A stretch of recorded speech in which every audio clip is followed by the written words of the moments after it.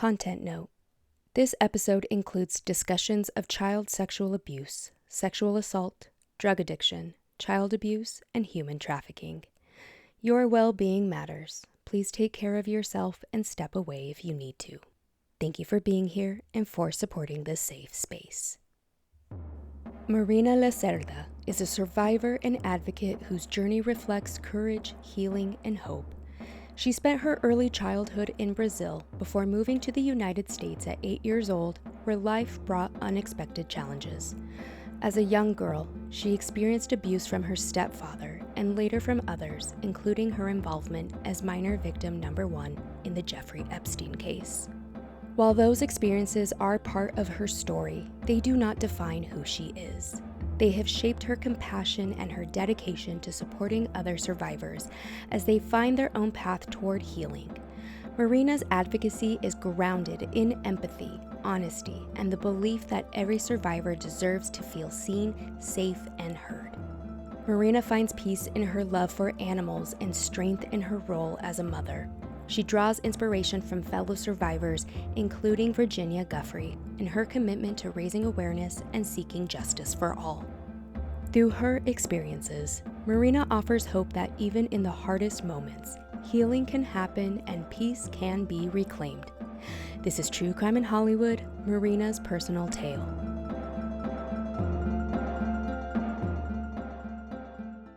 Hi, listeners. I know it's been a long time since you've heard my voice, and doing this interview today means the world to me because where I left season 2 at, it was May, and here we are in October, late October, getting into November, and so much has shifted, not just in terms of my life, but in terms of what's going on outside of these walls and in America right now. And when I first heard Jane Doe minor number 1, in regard to the Epstein case, my stomach dropped. And I received a DM from the person that's sitting with me today, and that is Marina. And Marina, holy shit, I just have to preface it that way because, like I just shared with her that I am so nervous right now. And I have done so many of these interviews.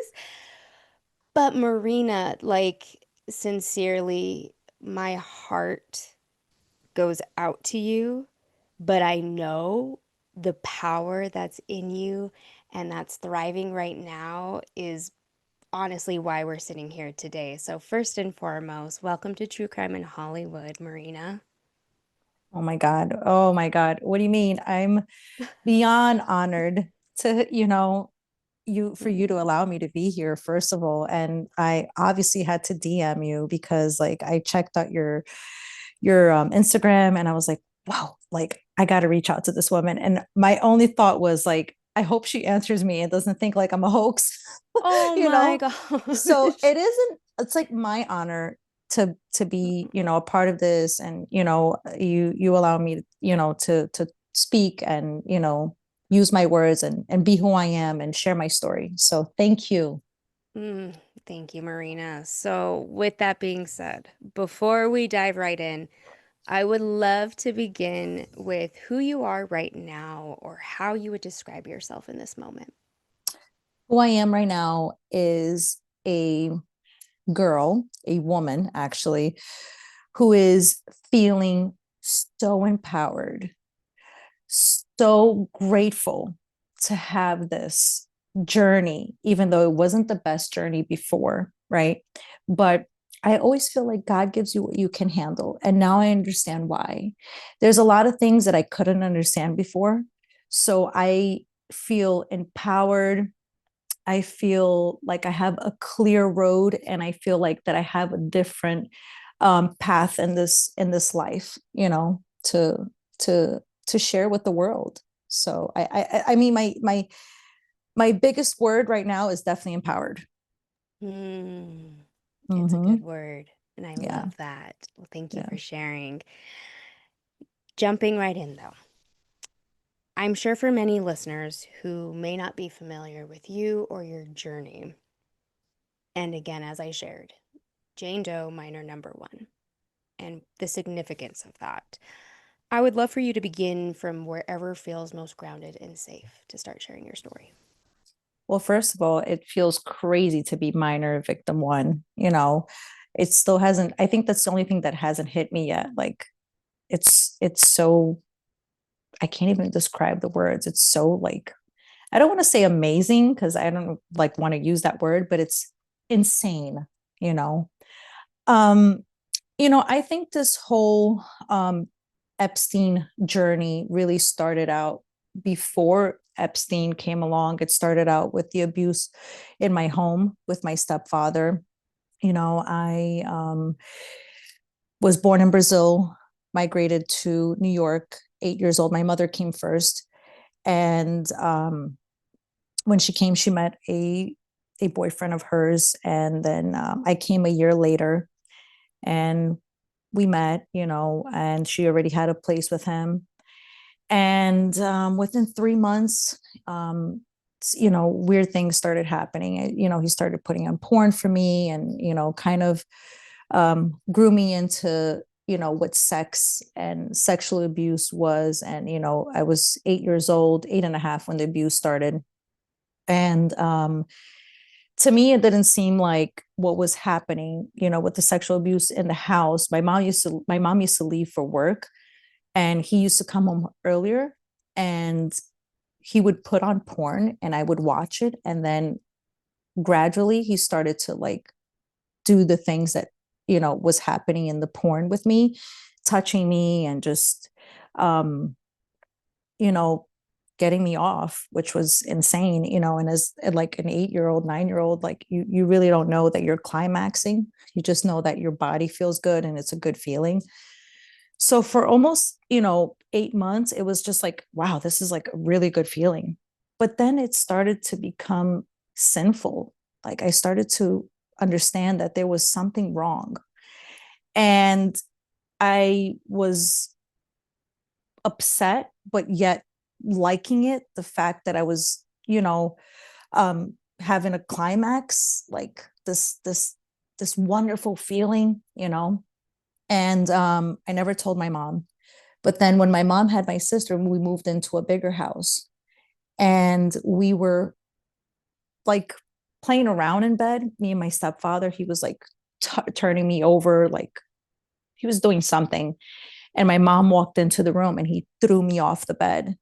And I was just on the floor. And my mom automatically knew, like, whoa, like, what the fuck is going on here? And she told me to go to my room. They went in the kitchen. They argued back and forth, a lot of screaming. My mom comes in the room afterward and says, listen, I know what happened.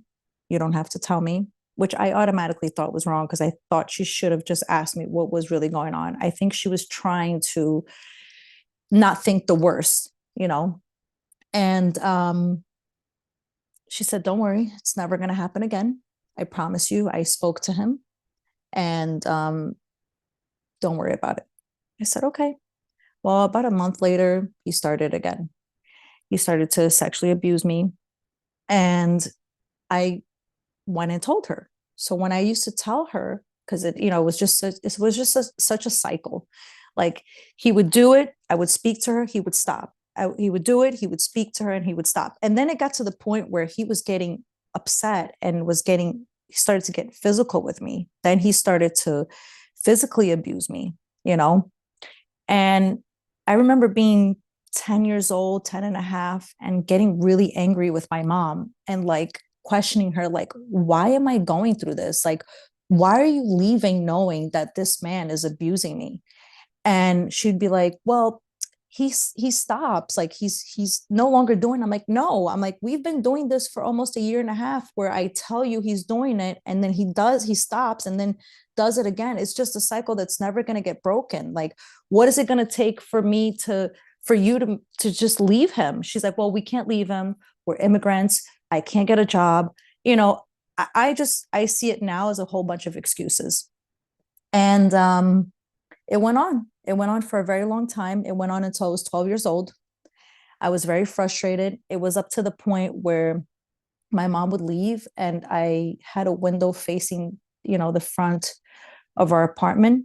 And I would look out the window and I would sit right by the window. There was a ledge on the window, and I would sit by it with my legs crossed and just like praying that my mom would not take long, and furious to the fact that she knew this man was abusing me and she was leaving the house. I mean, I don't care if it was for the supermarket, she was not working. So it's like, what do you do that, what do you need to do that you need to go out? Why can't I go with you? Why am I home? And it got to the point where I was like, I'm gonna kill this guy. I'm gonna kill him. I was so furious. I was in such rage, and obviously I never killed him. And I would have the worst thoughts. And I would do this thing where like I knew where he kept his money, and I would be so mad, and I would go into his pockets and steal his money, and then it would get for him and my mom to argue because like, where's the money? They were Right. not thinking that I was taking the money, and it was like my little revenge towards him, because there was no other way. I remember one time, a very specific time, when my mom and my stepfather argued, and we slept in the living room, and I slept with her, and he came into the living room and laid next to her and started touching her. And I was like right on the bottom. The mattress was on the bottom and she was sleeping on the couch. And they had sex with me right there. And I will never forget that. I was like, what the fuck is going on? Like, I just couldn't believe it. I was like, this can't get worse. Like, like my mother is having sex with my stepfather while I'm over here not sleeping. Even if I was sleeping, no child is going to be sleeping when you're having sex. That's something that is engraved in my head till today, and I still can't believe my mother did that to me. Like, you know, I I just have no words for that. And it's I think it's like such a trauma that I don't think I'm ever going to be able to heal from. And hopefully within time I will. And so time went on, and we had a lot of roommates in the house. We always rented our rooms. We had a big apartment. We had this young lady with this boyfriend of hers that lived in the house. And she knew that I was getting, I mean, everybody knew. Everybody in the neighborhood knew that I was getting sexually abused by my stepfather. My friends would come over, they would get sexually abused. I wouldn't have any more friends. I couldn't have boys calling me. I couldn't have my friends calling me. It was like such a problem for me to have friends. And then obviously they weren't going to come over anymore because they were going home to their mother and being like, this scary, creepy guy is like touching me in private places that aren't supposed to be, I'm not supposed to be, getting touched. So I only have one friend, and I used to run to her house, and like literally I never wanted to leave. And like when I had to leave, I would cry. Like I would write to my friend and drop, because she used to live around the corner from me. I would drop like notes, like letters, because I couldn't talk on the phone. I was just like, the world, like he just didn't want me to connect with the world because he knew that I was going to tell somebody and somebody was going to help me out. But even though everybody knew, so this young lady lived with us, and I used to go to Burger King after school on Steinway Street in Astoria, when it was Burger King at the time. And she came up to me. She knew I was there. And I'll never forget, I was sitting down with my friend, and she touched the back of my shoulders. And I turned around and she's like, hey, can I talk to you? And I said, yeah. And we went on the side, and she's like, listen, I know what's happening with you. And your stepfather actually tried to do the same thing with me. And I want to go to the police. Do you want to go? I jumped out and I said, absolutely. No second thoughts. I was like, I'm definitely going. We went down to the 114 precinct, and they interrogated me, and they said that I was lying because I was jealous of my younger sister who was born. They did not believe me. After pressuring me, making me cry, and being a 12-year-old, I just knew not to say the whole honest truth, because I knew that if I told them that my mom knew about it, I was going to get put in a home or in a foster care. I was going to get taken away from my family. And at that time, I was like, the only thing I want is to be with my mom, even though she was absolutely wrong in this. So I lied about how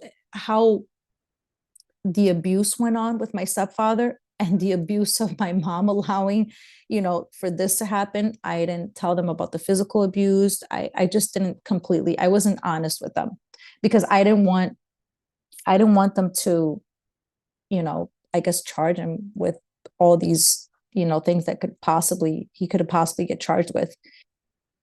And my mom finally came down to the station, and when she did, she asked me in the room when it was just me and her. She was like, "What did you say to them?" And I said, "Well, I told him that he touches me and does this." And she's like, "You do know that your stepfather will be going to jail?" And I said, "Yeah." She just looked at me and nodded her head like she was upset that I even said something. They went, they got my stepfather from the house, they told us. And when we were driving back to my house, my mother was crying. And when I got into my house, I was like, oh my God, I finally have peace. And my mom turned around and was so cold with me. And she turned around to me and she said, "You do know that moving forward, you know that we're not going to be able to pay the bills and we're not going to be able to have the same luxury that we have now, like your ballet classes and all that. So I just want you to understand how your life will be moving forward." And in my head, I was like, I don't give a shit. Like, I'm not going to get abused by this guy anymore.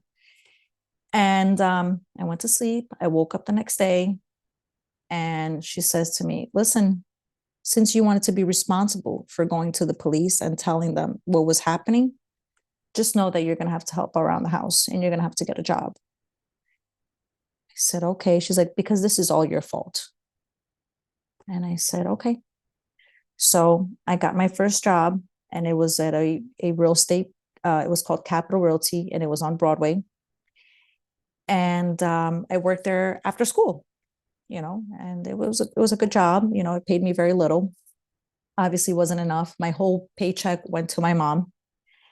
And then year, I was 13. So end of, 13 and a half, end of that, going into 14, there was a girl in the neighborhood and everybody knew I was struggling. Everybody knew that my stepfather went to jail. They just knew the whole story. Astoria is very small. So it's big, but it's small and everybody knows everybody.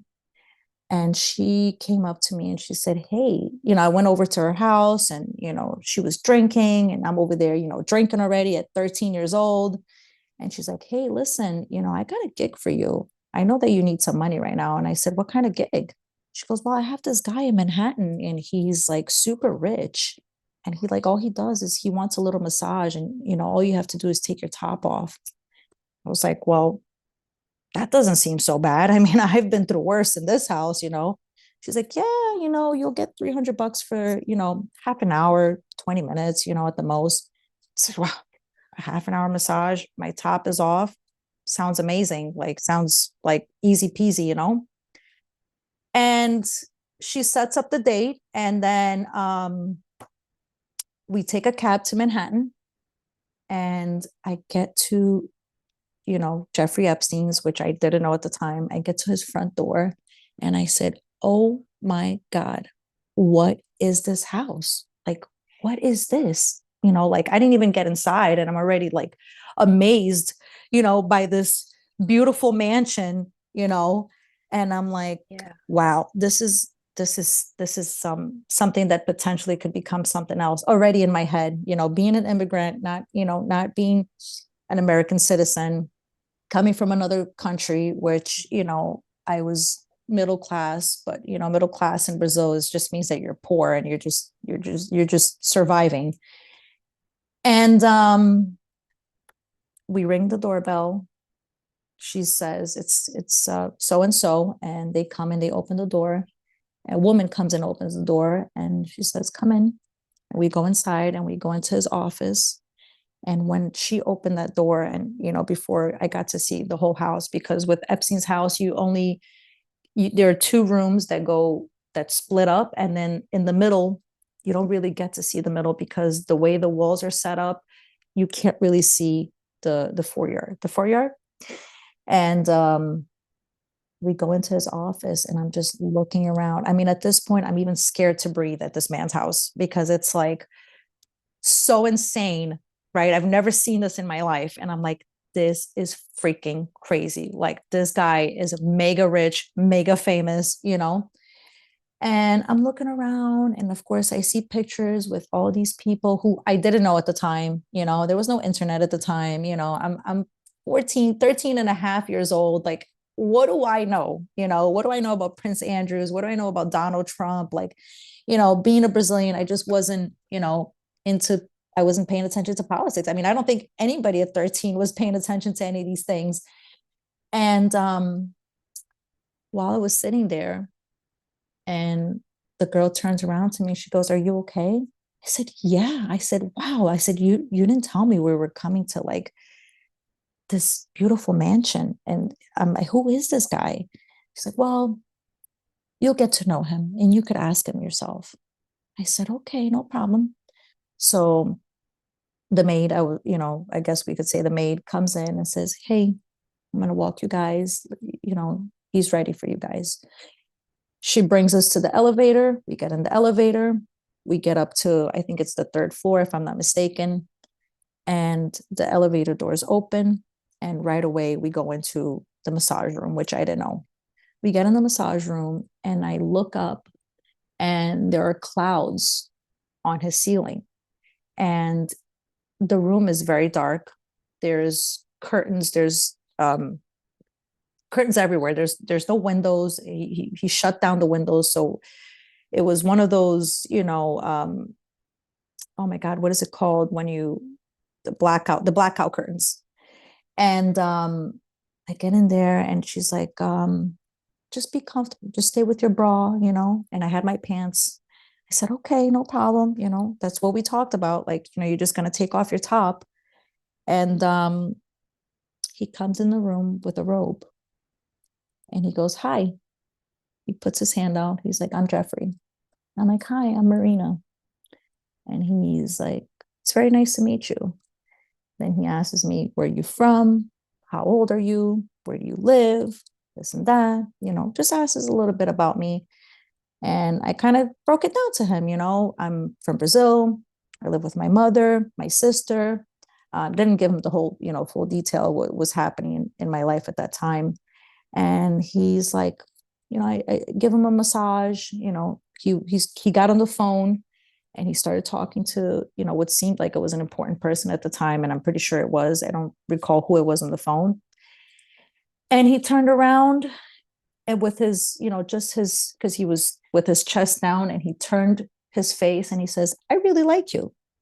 And I said, "Thank you." And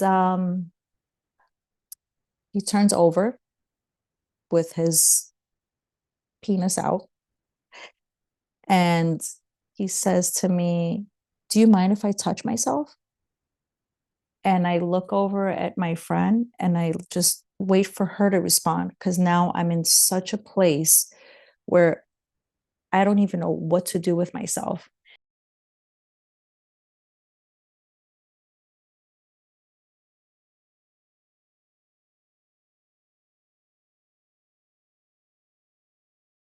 So I look over to the young lady that's with me, and I'm waiting for her to respond. And she's just looking at me like with a poker face. And I'm like, um, I, if you feel like that's okay, I didn't even get to respond. And right away, he spits on his hand. I mean, disgusting. Like, not a little spit, like a full blown spit. And then he started to touch himself, and he started to just jerk off so aggressively. And then it got dry, and he just put his tongue, and he like licked the palm of his hands and went at it again. And he was lifting his head up, like, because he was laying down, and just trying so hard to climax, to come. And I'm just sitting there, and I have my bra on, and I'm like, what the fuck is going on? Like, this was not part of it, you know? And, he obviously, came, and then he was like, oh, he gets up, he goes, it's always good to come. He's like, it's the best thing that you can do in this world. It's one of the best things. And he put his robe on, he went into his pocket, in his robe pocket, and he handed her money. And he's like, we'll be in contact soon, Marina. It was so nice to meet you. I had so much fun with you. And I hope you girls have a wonderful day. He leaves the room. We get dressed. And I look at her and I'm like, what the fuck? You did not tell me this man was going to jerk off. And she's like, girl, it's already done. He did it. You don't even have to worry about it. Here, look, you made $300. You didn't even have to do anything. And I walked out of there and she's like, I said, I'm kind of like upset that you didn't tell me any of this. Like, I would have been prepared at least.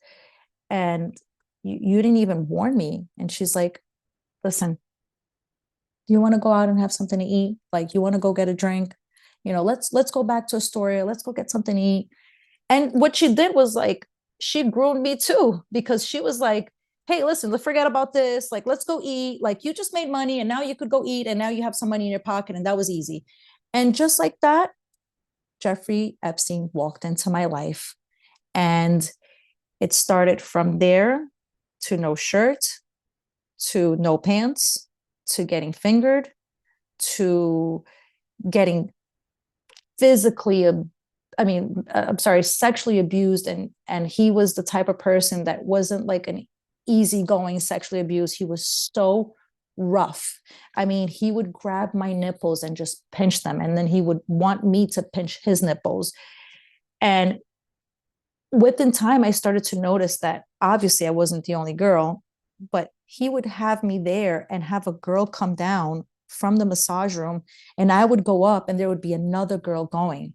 And then I started to understand why he was having a hard time climaxing, because he was masturbating or having sex at least 5-6 times a day. So it ended up with me getting on top of Epstein and having sex with him. And, how that happened, a lot of people ask me, like, how did you get there? I'm like, I lost myself, with my stepfather sexually abusing me and this guy easily getting me to a point where I didn't know I was going to be at. It just happened.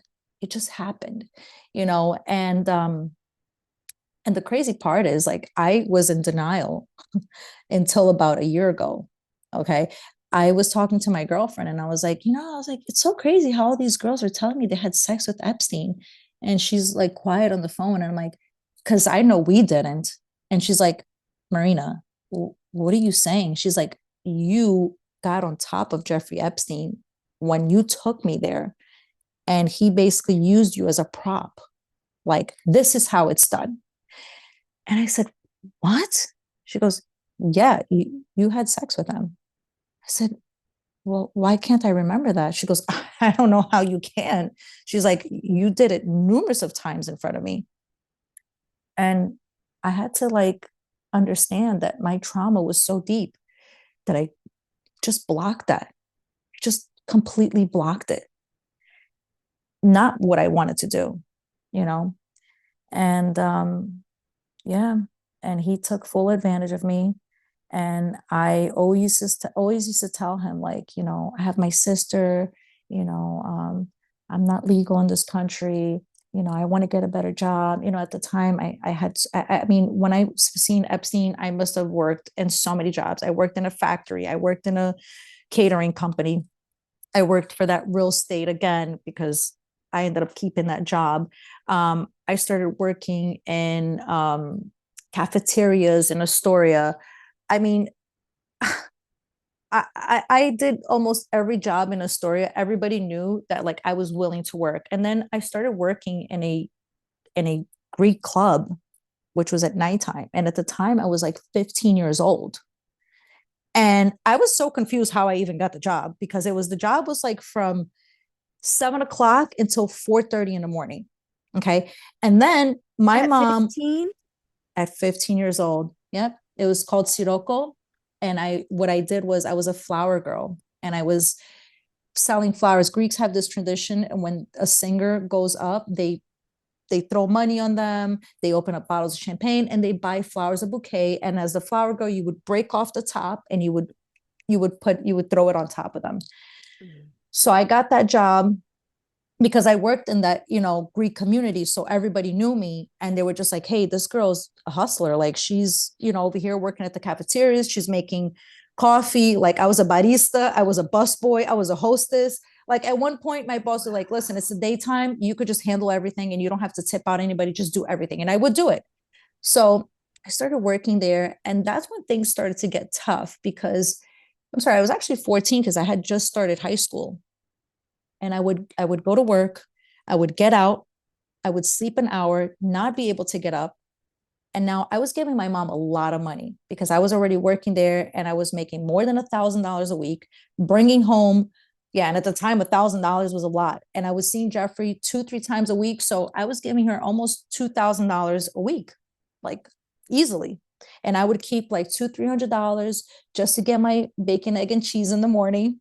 And I was smoking cigarettes. I would get a pack of cigarettes and my bacon, egg, and cheese and my coffee. Right. That was my thing to do when I was going to school. But it got to the point where I couldn't get up anymore to go to school. I was so tired. And my mom would be like, and I don't know if this is like a word in English, but in Portuguese, we say vagabunda. Vagabunda means like, I think vagabond is not the same meaning, but like you're being lazy, like get the fuck up, like get up, get up, get up, get up. And she would wake me up. She's like, stop being a vagabunda, stop being like lazy. Meanwhile, in my head, I'm like, what the fuck? I just worked the whole night. Like, how do you expect me to get up? Like, I would get up at 6 something in the morning to be in school by 7 something because I had the early schedule. In New York, you can choose your schedule in high school. And I would get up and I would just go. And then, I would just sleep in class. And then, what kept me in school was the fact that I was in the dance company afterwards. But then I was just like so tired that I just wanted to get out of school and just sleep, you know? So I I started to cut school and I would just be at my friend's house sleeping. Everybody would be hanging out, smoking weed, drinking, and I would just find a place, a couch, a bed, and I just sleep. And I remember one day I was cutting school, and my girlfriend that I knew at the time was like, "Hey, let's go to Beach Bum. I have to get a tan." She knew the kid there. So here I am in Beach Bum, with my fate, with like I'm sitting on the chair and my back is towards the door and I'm talking to the young lady or I don't remember who it was. And, I'm chit chatting and someone comes behind me and goes, Marina. And I turn around and I see, and it's my mother. And my mom was like, what are you doing here? I was like, oh, well, I just like, I didn't really feel, she's like, you don't want to go to school? I said, well, no, it's not that I don't want to go to school. It's just that I'm tired and like, I can't concentrate. And she's like, we'll talk at home. So that whole day, I was like, man, I just got caught. Like, fuck, my mom is going to flip out on me. Like, she's going to be upset that I'm not in school. I'm lying to her. Anyways, I get home. She turns around to me and she goes, do you not want to go to school anymore? And I was like, I do want to go to school. I was like, I just feel like I'm extremely tired. She's like, listen, you don't have to cut school. Okay. You don't want to go to school? I'll take you out of school. And I said, wow, that was pretty easy. I thought it was. So here she comes. I must have done 7 months in high school. She went and signed me off of high school, and I was high school free. And then all I did was work my ass off, and that led me into doing more drugs. You know, unfortunately, getting jobs that I had like a regular job, but then I started to meet guys that wanted to pay for my time, pay for stuff that. And unfortunately it's prostitution. And I started to sell my body. And with Epstein selling my body and working, I was making so much money. And that it just it went down, such a bad time in my life. It kind of shifted me to be a whole different person. And when all that happened, my stepfather obviously only did 6 months in jail and got out, but was living somewhere else. And my mom turns around to me, I think a year or 2 years later, and says, "Listen, I'm going to give your stepfather another chance, and he's going to be moving back to the house." I said, "What?" I said, "He's moving back to the house?" She goes, "Yeah." I said, "Well, I can't live here." She goes, "Then I don't know, your stepfather's moving back in." So I had a boyfriend at the time. And I turned around to my boyfriend and I said, "Hey, listen, my stepfather's moving back in the house." He's like, "What? Are you serious?" I said, "Yeah." He goes, "Well, you're not going to fucking live there." He goes, "I'm going to start selling drugs." And he was like a rapper at the time. I mean, he was like 16, 17. He was rapping, he was like in the rapping game, thought he was gonna, he didn't make it, Wow. but he made it other ways though. He's very That's good. successful today. It's just a young thing to do, and sure enough, he started to sell drugs. And we found an apartment across the street from where my mom and my stepfather were living. And we moved in, and that became even more chaotic and crazy because he was selling drugs. I was over here, being a prostitute, seeing Jeffrey and still working the nightlife, and that combined together, and it was a fucking mess. And then I was making so much money and just blowing it off, and um it was just so bad. And then we moved into a bigger apartment. And my mom comes to my job one day. And I started, then I left the job closed that I was working in at nighttime. And I started going back to working at the coffee shops, at the Greek places. And she comes and she's like, "Hey, I need to see you." She comes and she's crying. And she's like, "Your stepfather got deported." I looked at her, I said, "And why should I care?" She goes, "I can't pay rent. I don't know what I'm going to do." And I said, "Don't worry about it. I'll take care of you and my sister." And then I lived in this apartment. Me and my boyfriend broke up. Obviously, he was so young. He cheated on me. I was cheating on him. We're both fucked up all the time. And he moved out, and I kept the apartment. And then it even got worse because now I have a whole apartment. I know all these girls that go to Jeffrey. They don't have a home. They're coming to stay with me, you know, and it was just a mess. All we did was drink the drugs and go see Jeffrey Epstein. And, more girls would come, other girls would know girls, and, they needed money, and we tell them, "Hey, we have this guy." I mean, I would always be honest with the girls. "Listen, you're going to get there. This is what's going to happen, da, da, da, and all that stuff, And a lot of these girls that would come to the house, I knew they were already in a position that they needed money, and they were already prostituting themselves or doing something in that area. So I was taking care of my apartment,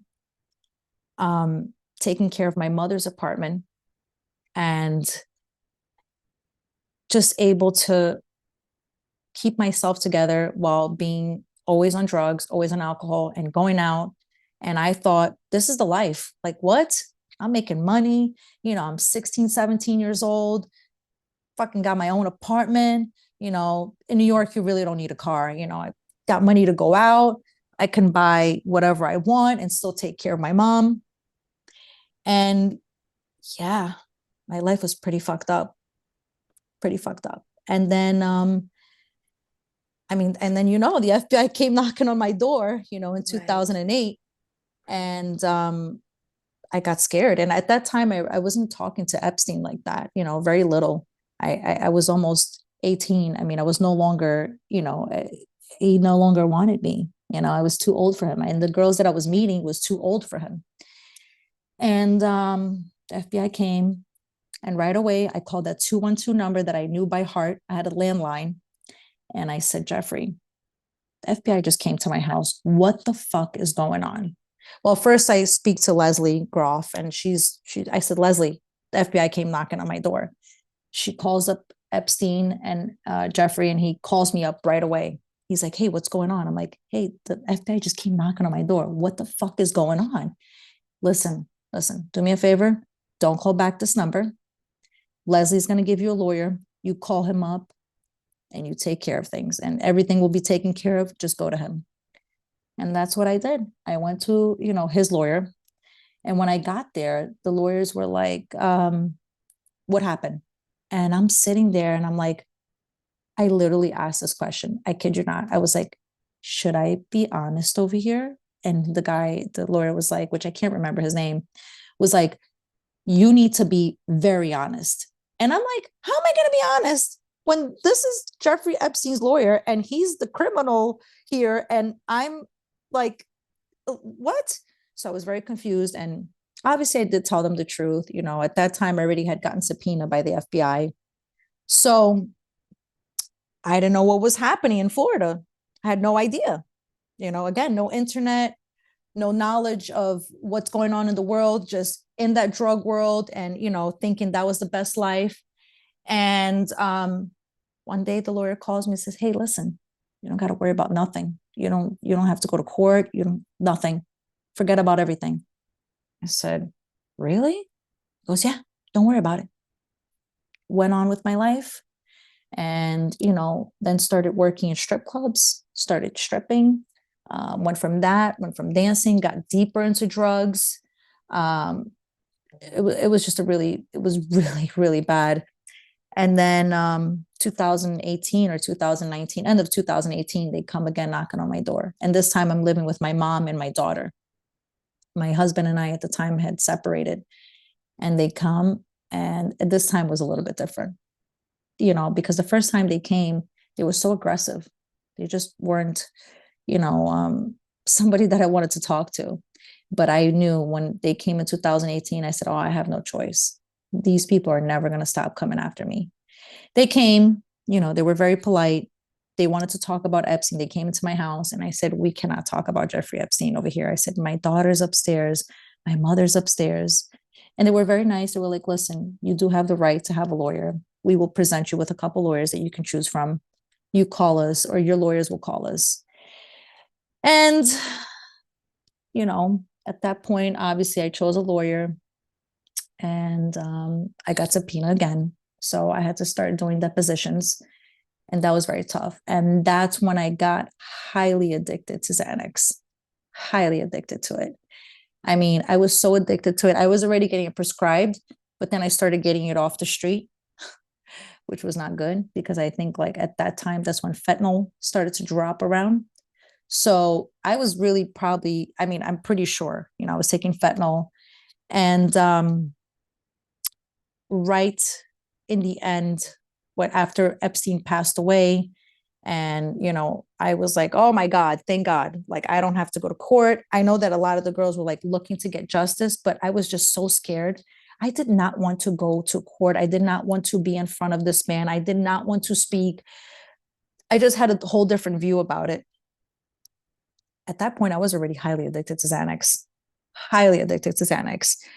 And I got back with my ex-husband, and we moved to Long Island, and everything was done. No more depositions, nothing. COVID happened, and I was like, oh my God, I'm so addicted to these Xanax. I don't want to take them anymore. But then I kept chasing the high, and I was like, well, I'm not getting high. So then I started to drink. When I tell you I started to drink, I would wait till 12 o'clock in the afternoon, and I would make fresh juice, and I would just mix it with vodka. I mean, I was fucked up all day.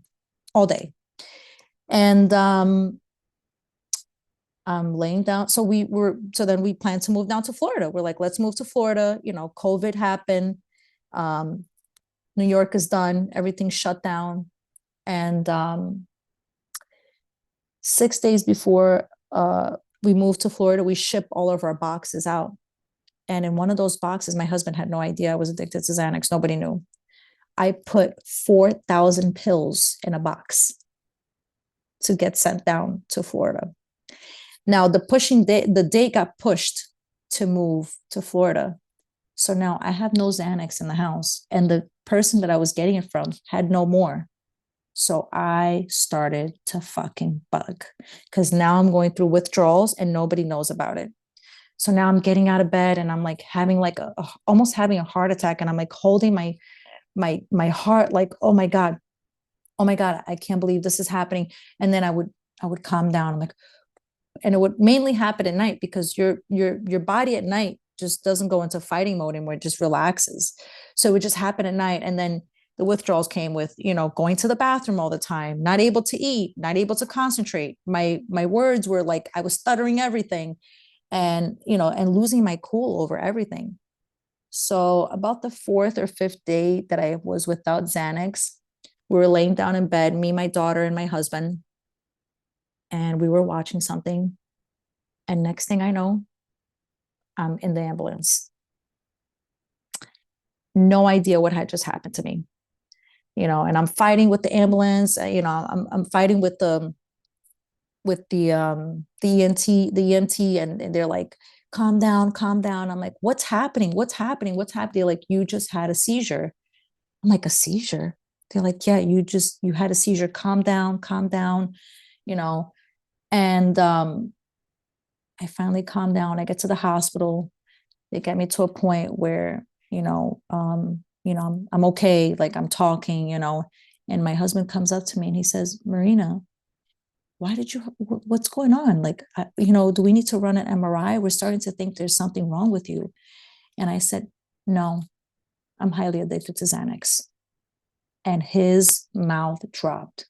And he goes, what do you mean you're highly addicted to Xanax? I said, I'm taking 15 to 20 pills a day. He was like, what? I said, yeah. I said, and another thing I have to tell you.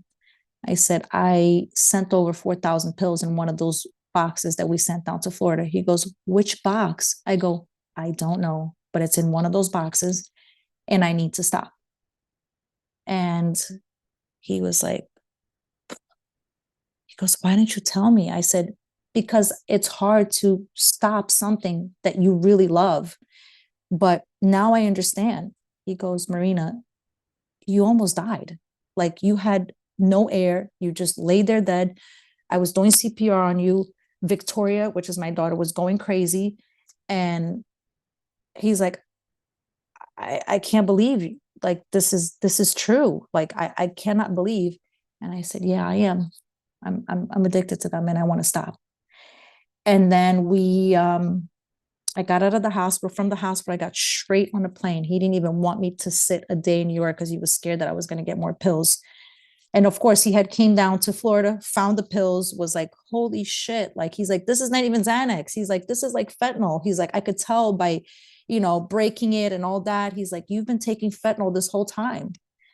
And I get to Florida and I stayed 8 months, just no drinking, no smoking cigarettes, no drugs, nothing, cold turkey. And that's when I started to realize that I was like, holy shit, I have nothing to chase. I have no high to chase. What do I do with myself? What do I do? What do I do? And panic attacks, and my heart would just start racing, and nothing would stay down my stomach. And I'm like, I'm not hungry. Like, I would be in the bathroom all day, just going to the bathroom and just pooping on myself. At one point I was like, oh my God, what have I done to myself? And the thing is, if I knew what I knew today, I should have went to a detox center. I should have went to rehab. But I thought that I could do it on my own, which I did. I mean, I was in the doctor's office almost every week, like explaining to the doctor, like, hey, listen, I'm addicted to Xanax. I got off of it, but now, like, I need something to stop. And she would prescribe me something. But then I would be scared to get addicted to that. So I would just go there every week. And she'd be like, I think like after like the third month, she was like, Marina, listen, I don't mind you coming here. Okay. But you need a psychiatrist and you need a psychologist. Like, you need to speak to somebody, you need a therapist, and you need to take proper medication. And I'm like, but I don't want to take medication. She's like, but you keep coming back here, and the only thing I can do is give you antidepressants. You telling me that you're not depressed and that you're having anxiety. I said, I'm having a lot of anxiety. She's like, so you need to speak to somebody else. I cannot prescribe you that. In the state of Florida, doctors can't do it. I feel like in New York, they can, but over here, they cannot do it. So, of course, I go after psychiatrists. They prescribe me this, and I'm like, no. And then they prescribe me, I go to different, no. I'm scared to take it. I'm scared I'm going to be addicted to it. I'm scared I'm going to have a seizure. I'm scared I'm going to die. Finally, I found a psychiatrist, and he spoke to me, and I told him everything, like I was telling all the other psychiatrists. And I told him I was highly addicted to Xanax and all that. And he says, listen, I deal with patients that come off of Xanax. He's like, what we're going to do is we're going to put you on Klonopin. And I was like, well, I said, I really don't want to get addicted to this again. He goes, you won't get addicted to it. He's like, it's not a substance that you're going to feel good. It's just going to calm your nerves down. And I trusted him. And I started to take Klonopin as directed. And, I started with 2 milligrams and taking it 3 times a day and 2 milligrams a night. And then after 2 months, I said, hey, listen, this is working great for me. He goes, great. He's like, now we're going to taper you down. And I said, all right. So he tapered me down, and it got to the point where now I only take it at night and I don't have to take nothing throughout the day. And I've been sober. February 8th will be 6 years. So yeah, that's my story. I don't even know where to start. It is a little crazy. And now that I'm sitting here and now that I told you the story, I'm like, I always think of myself like, wow, I've been through this, I've been through that, like, and I overcame everything. But I never sat here and really thought about how abuse will fuck up everything and will lead you to drugs and prostituting yourself and doing things that you could never imagine of. When I was growing up in Brazil, I was that little girl who was always going to my family's house. I was like the best granddaughter, the best niece, everybody. I had so much love and so much, oh my God, I had so much just wanting to be that ballerina. I doing all these ballet shows, and doing ballet. When I came here, I was like, I'm gonna be a ballerina. Like, that's what I want to do. That's what I want to do. I always viewed myself in the future that that's what I would become, and it just never happened. And then I look back at it now, I'm like, I wonder what would have happened if I just stayed in Brazil, if I didn't come here. My mom wanted a better life for myself and her. And I think in reality, it was just more a better life for her. You know, it comes down to what we say and we don't believe it. Money is the root of evil, of everything, and the reason why she came down to America was for money. And when you really look at it, it's like, it is the root of all evil. Like, today I look at everything and I said, wow, I'm 37 years old and I'm just starting to understand that all you need in life is health and love. There's nothing else you need, because then everything else just comes together. Money will come together. A new road, jobs, whatever it is, everything comes together, you know? Right. So, And you are a testament to that. Um, yeah. because Marina, I just, above everything, I wish I could give every version of you a hug. Oh, we'll do a virtual hug right now. Because I just hearing just the love and the safety that you had and you felt in Brazil. I just want to validate that, because that's childhood, right? You have all these ideas in your head of what adulthood looks like. It looks so shiny and beautiful. And then reality hits. And I know we share that together, right? And we, as child survivors, all the way through adulthood, you have been in survival mode, right? From the jump. And I think finding that center now, finding, where you're at, I just, as a mental health practitioner now, I just want to say that healing is possible. And you are on the path to doing it because I firmly believe I am healing from mine.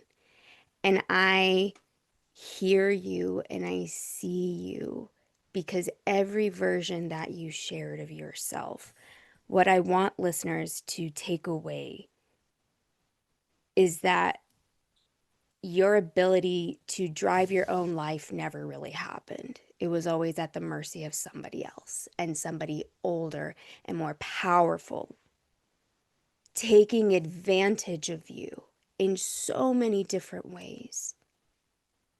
You deserved a life of safety and care and peace. And your nervous system has been that, you know, you fight that with your brain. And I know that battle. 6 years coming up on sobriety It's so amazing. is beyond, Mhm. beyond. And you did it the way that you did it. And and I want to validate that. Truly, that is, I know that was not easy for you. It was not easy, but I do have to say this. Like in the beginning, I was like, oh my God, I have nothing in my life to look forward to. I was like, why did like, I really think that Xanax should be banned. Like, I think it should be Yeah. a medicine that should never be that should never be allowed. And, I got prescribed to it at 16 years old, Right, right. and I just think that it should be banned. Like, this is not a medication that should be played with. I feel like I have friends. I just came back from New York. I still have friends that are highly addicted to Xanax. And the thing is, like, when you're addicted to Xanax, you're addicted to cocaine. And when you're addicted to cocaine, you're addicted to drinking. When you're addicted to drinking, it's like it comes like Right. with all these like factors. And I just saw a girlfriend of mine, and I'm like, holy shit. Like, we used to pop Xanax together and go on a smoke ride, like that's such a New York thing to do. And I saw her and I said, are you still taking Xanax? She's like, well, not really. Like, I sometimes. And in my head, I thought, no, you're still taking Xanax. Nobody pops Xanax once in a while. There are people, I'm pretty sure, that take it as prescribed, but I know her, and she just felt like she couldn't tell me because she was embarrassed and ashamed because I'm off Xanax and I'm off everything and I'm completely sober and my mind is so clear that I can see my future. It's so insane. It's like, and I can mold it and I can manifest it. And I'm like, Yes. wow, I had this power and I did not know about it. What? This is amazing. Like, you know, and I look at her and she has a 6-year-old kid. And I'm like, oh, she's getting fucked up all day and she's in the couch. She didn't even want me to come over because she just wanted to get high.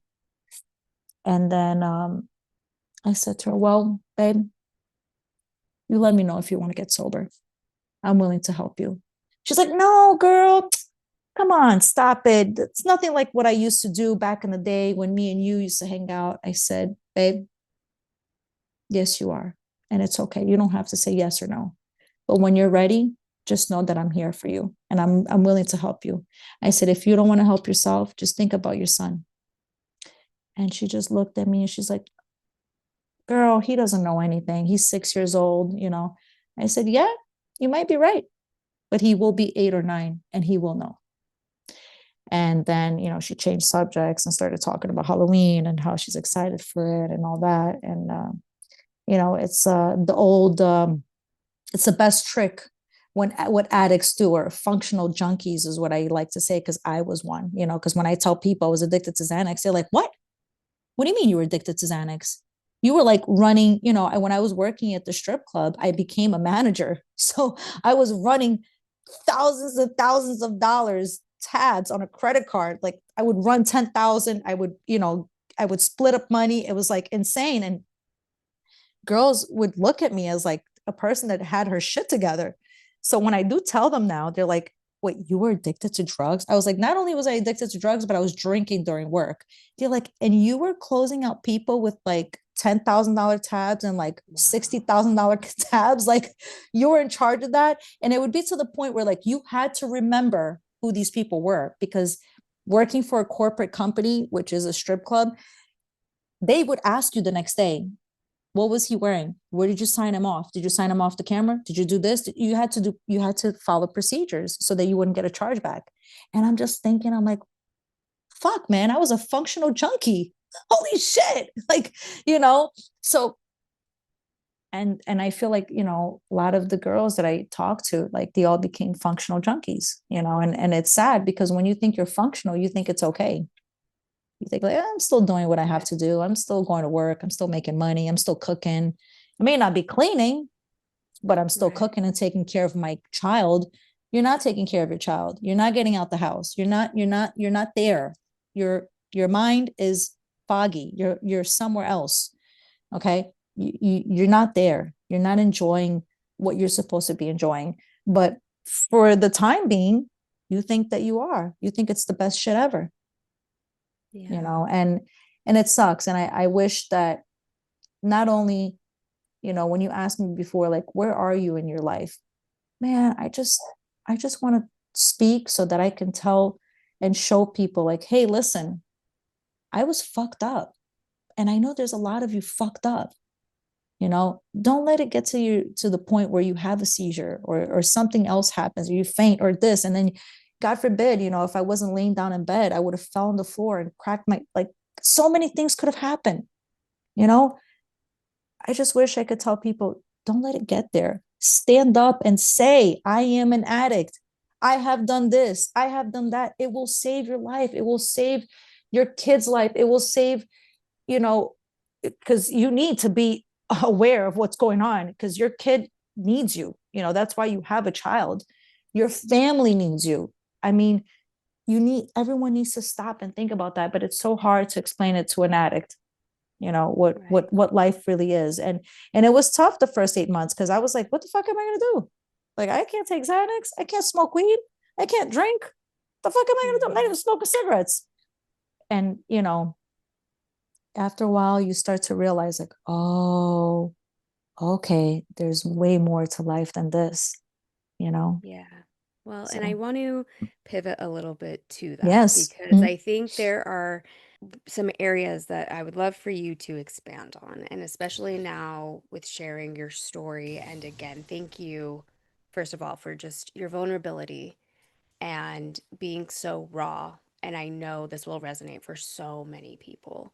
And I think, especially for trauma survivors, of just recognizing, all the ways that we've lived these different lives, but somehow we kind of understand, you Mm-hmm. know, Mm-hmm. of that pathway and where things go. So, one of the things that you and I really talked about when we first connected was grooming. And I would love for you to expand on that and what you want people to know and how it looks when it comes to trust, when it comes to control, and what signs can be missed or misunderstood.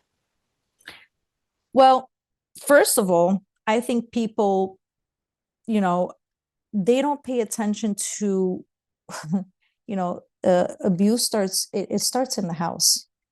Okay, I think that's where major most of the times it comes in. And I think that, an example, my daughter was just, she had a party here, a Halloween party, 50 kids, and some of the people didn't get invited. And there was one particular girl that everyone was making a big deal, all her friends. Oh, she causes problems. She's this, she's that. So, I said, guys, listen, I'm just a mom. I'm just throwing the party.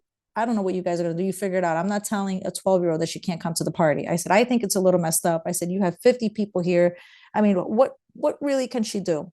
So I ended up going to pick up my daughter from Starbucks, and I ended up meeting this young girl.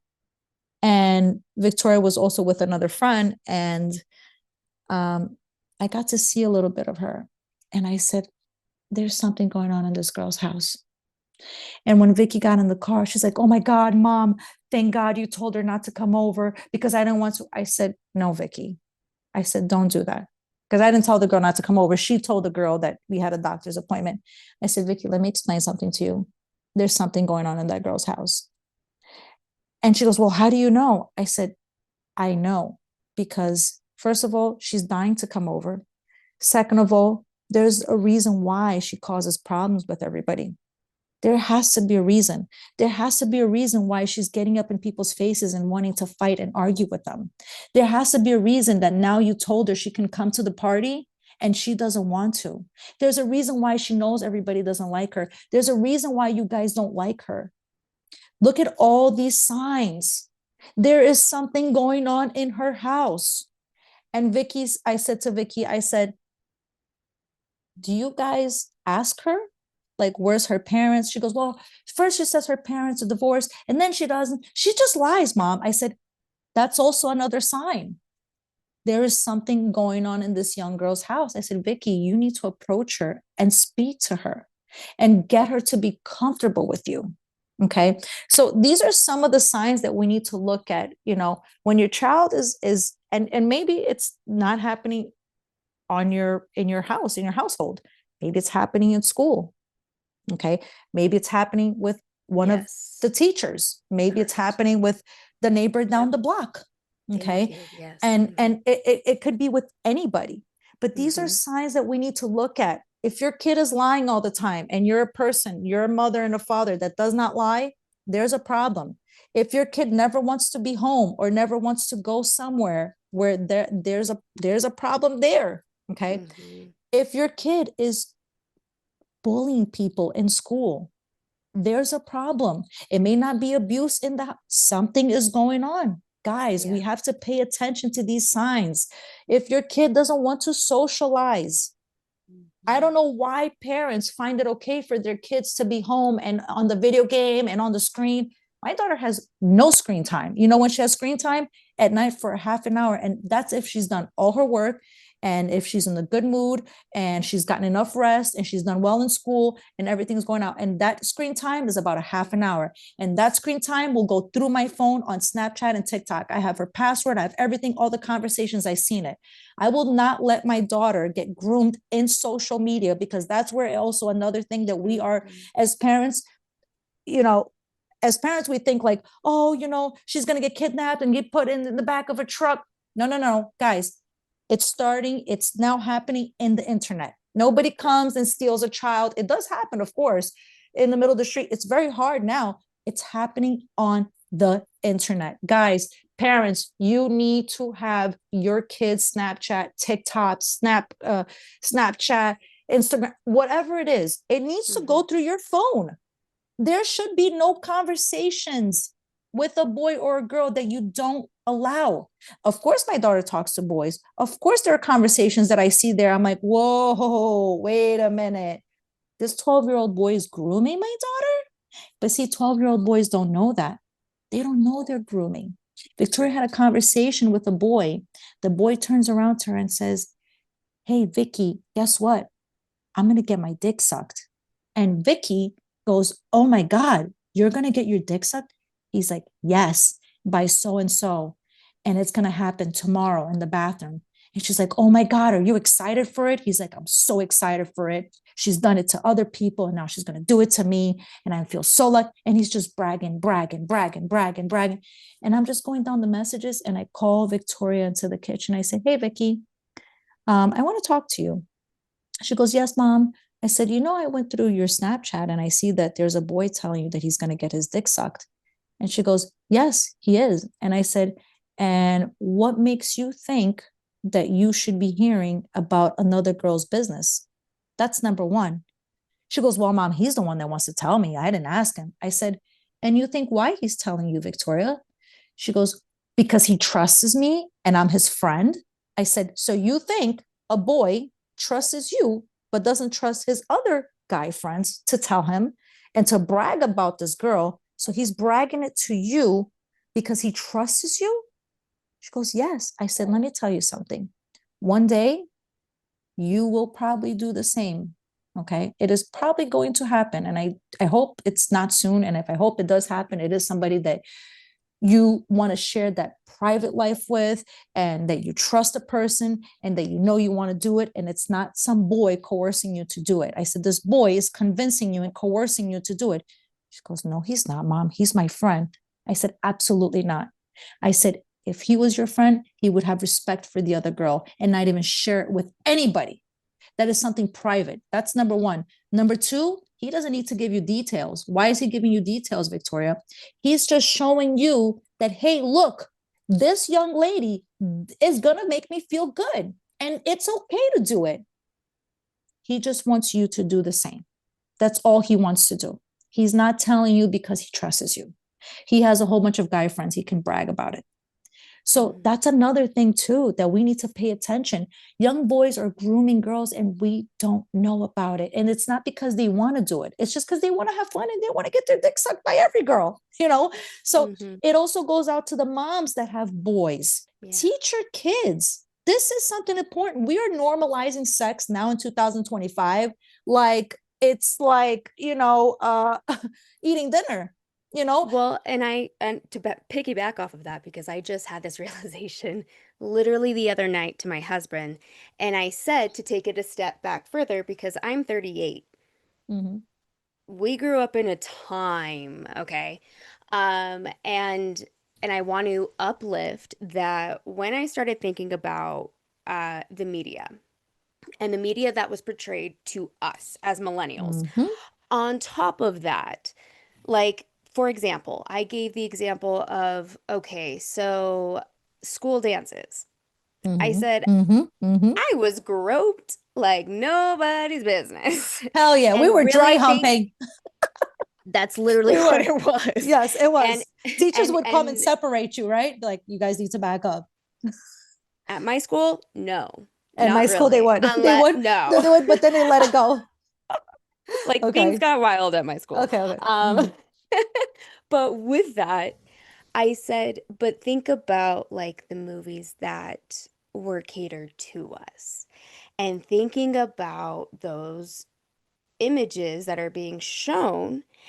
And then now they are taking that and normalizing it, not just they, us too. That we were seeing how women were called crazy, how women were X, Y, and Z. You know what I mean? Like we were put into a box, and that's why we are all trying to figure out how to get out of that box. And I think as we're having children, as we're having a lot more adult conversations and forcing us to have these adult conversations, because what is going on on the outside, right, of these walls. So I just want to validate to anyone listening, like grooming is so complex, but also so simple to identify how this is just becoming generational trauma and generational rape culture, and it's just continuing to be perpetuated. So if we are not having those conversations with our children, and just stopping and saying and recognize that, yeah, these conversations are uncomfortable, these conversations sure can feel really vulnerable, but it's the reality. It's the reality that the internet is so accessible, and however. Normalized. It's totally Yeah, normalized. right, Sex is right, normalized. Look at these girls across with the the board. pictures. Look at these girls and the pictures on Instagram. Like now I look at my pictures on Instagram. I'm like, huh, I look like a total mom. I'm like, no fun. Yeah. No wonder why people, my platform now, I'm like, my God, I'm like, people are so interested in me, but yet people don't want to follow it because there's no sex in there. There's no sex, drugs, and rock and roll. It's all pure, information and just reality, and people don't want to hear that. People want sex, they want to hear curse, they want to hear this. And I get it. Like, I get it that it's very entertaining, but it's also entertaining to hit reality and know what reality is, and knowing to prevent this from being a problem in the future with your kids, because when it does become a problem, and if it does happen, you will lose your kid. Your kid will not have that light. And parents are just so they're normalizing this too, like you said. They're normalizing the music, the narrative. And I get it, we grew up in a place, yes, the music was a So little was ours. crazy. It was, but But yeah. I feel like there was still some, I feel like that we looked at it like, okay, these are artists and they can be like that. Now it's come to the point where surgeries are done. You can walk around in lingerie. I've seen it the other like 2 weeks ago. My girlfriend went out and she was showing me pictures, and I'm like, wait, time out. I'm like, stop. I'm like, is that girl wearing a lingerie and like little, I don't know what they're called, like these little slip-ins with like the fur? I'm like, why does it look like sexy lingerie? Like she's going to bed. She's like, girl, this is how women dress in Miami. I'm like, stop. How old is this girl? She's like, she's 28. I'm like, we need, no. Well, like, first of all, like, why are we normalizing the fact that men should look at us and see a piece of ass? Whatever happened to the Michelle Pfeiffer that we used to look on the screen and the Julia Roberts that yet they were so classy but yet sexy but were intelligent women, and they won men. They got these men by just being so intelligent, and they still had some sort of sexiness to them. You Right. know, like what happened to that? What happened to that look? What happened Right. to that culture that it was sexy? It was beautiful to be intelligent. Like I feel like as a woman today, I'm not intelligent enough, and I need to be on the internet researching like what's going on here. Like I want to know everything. Like I want to know everything because I want to be able to keep up a conversation, not only with a guy, but with my friends. Like it's so important, you know. Mhm. Sometimes I go out and I talk to men, women, and there is no conversation. How was your day? Oh, the weather's crazy. Yeah. What we have, like there's nothing to talk about. Meanwhile, I have millions of things that I want to ask this person. But I'm like, Mhm. no, this person is not on my level. We can't even get deep like that, you know. So I really think that also um the internet fucked us up. Okay. Oh, Social media social fucked us media. up. People don't Mhm. know how to talk. They can get on the screen and ask 10,000 questions. And one of those 10,000 questions will be, can you send me a nude? Like, it's like, guys, this is supposed to be mysterious. Okay. You guys shouldn't be exchanging nudes. You shouldn't be wearing lingerie. What happened to the mystery? Men used to love that. And now men and women are normalizing the fact that they both want to have sex. They both don't want to have nothing serious. And they just go and they have sex and then they go on with their days. What? What is going on here? Guys, you guys don't fall in love. You guys don't get to know each other before you get into bed. It's just straight having like fucking. Like that's what it's come down to. I talked to one of my friends in New York, and he's like, yeah, he's like, he's like, I go to the gym and I pick up women. I said, wait, what? I said, stop.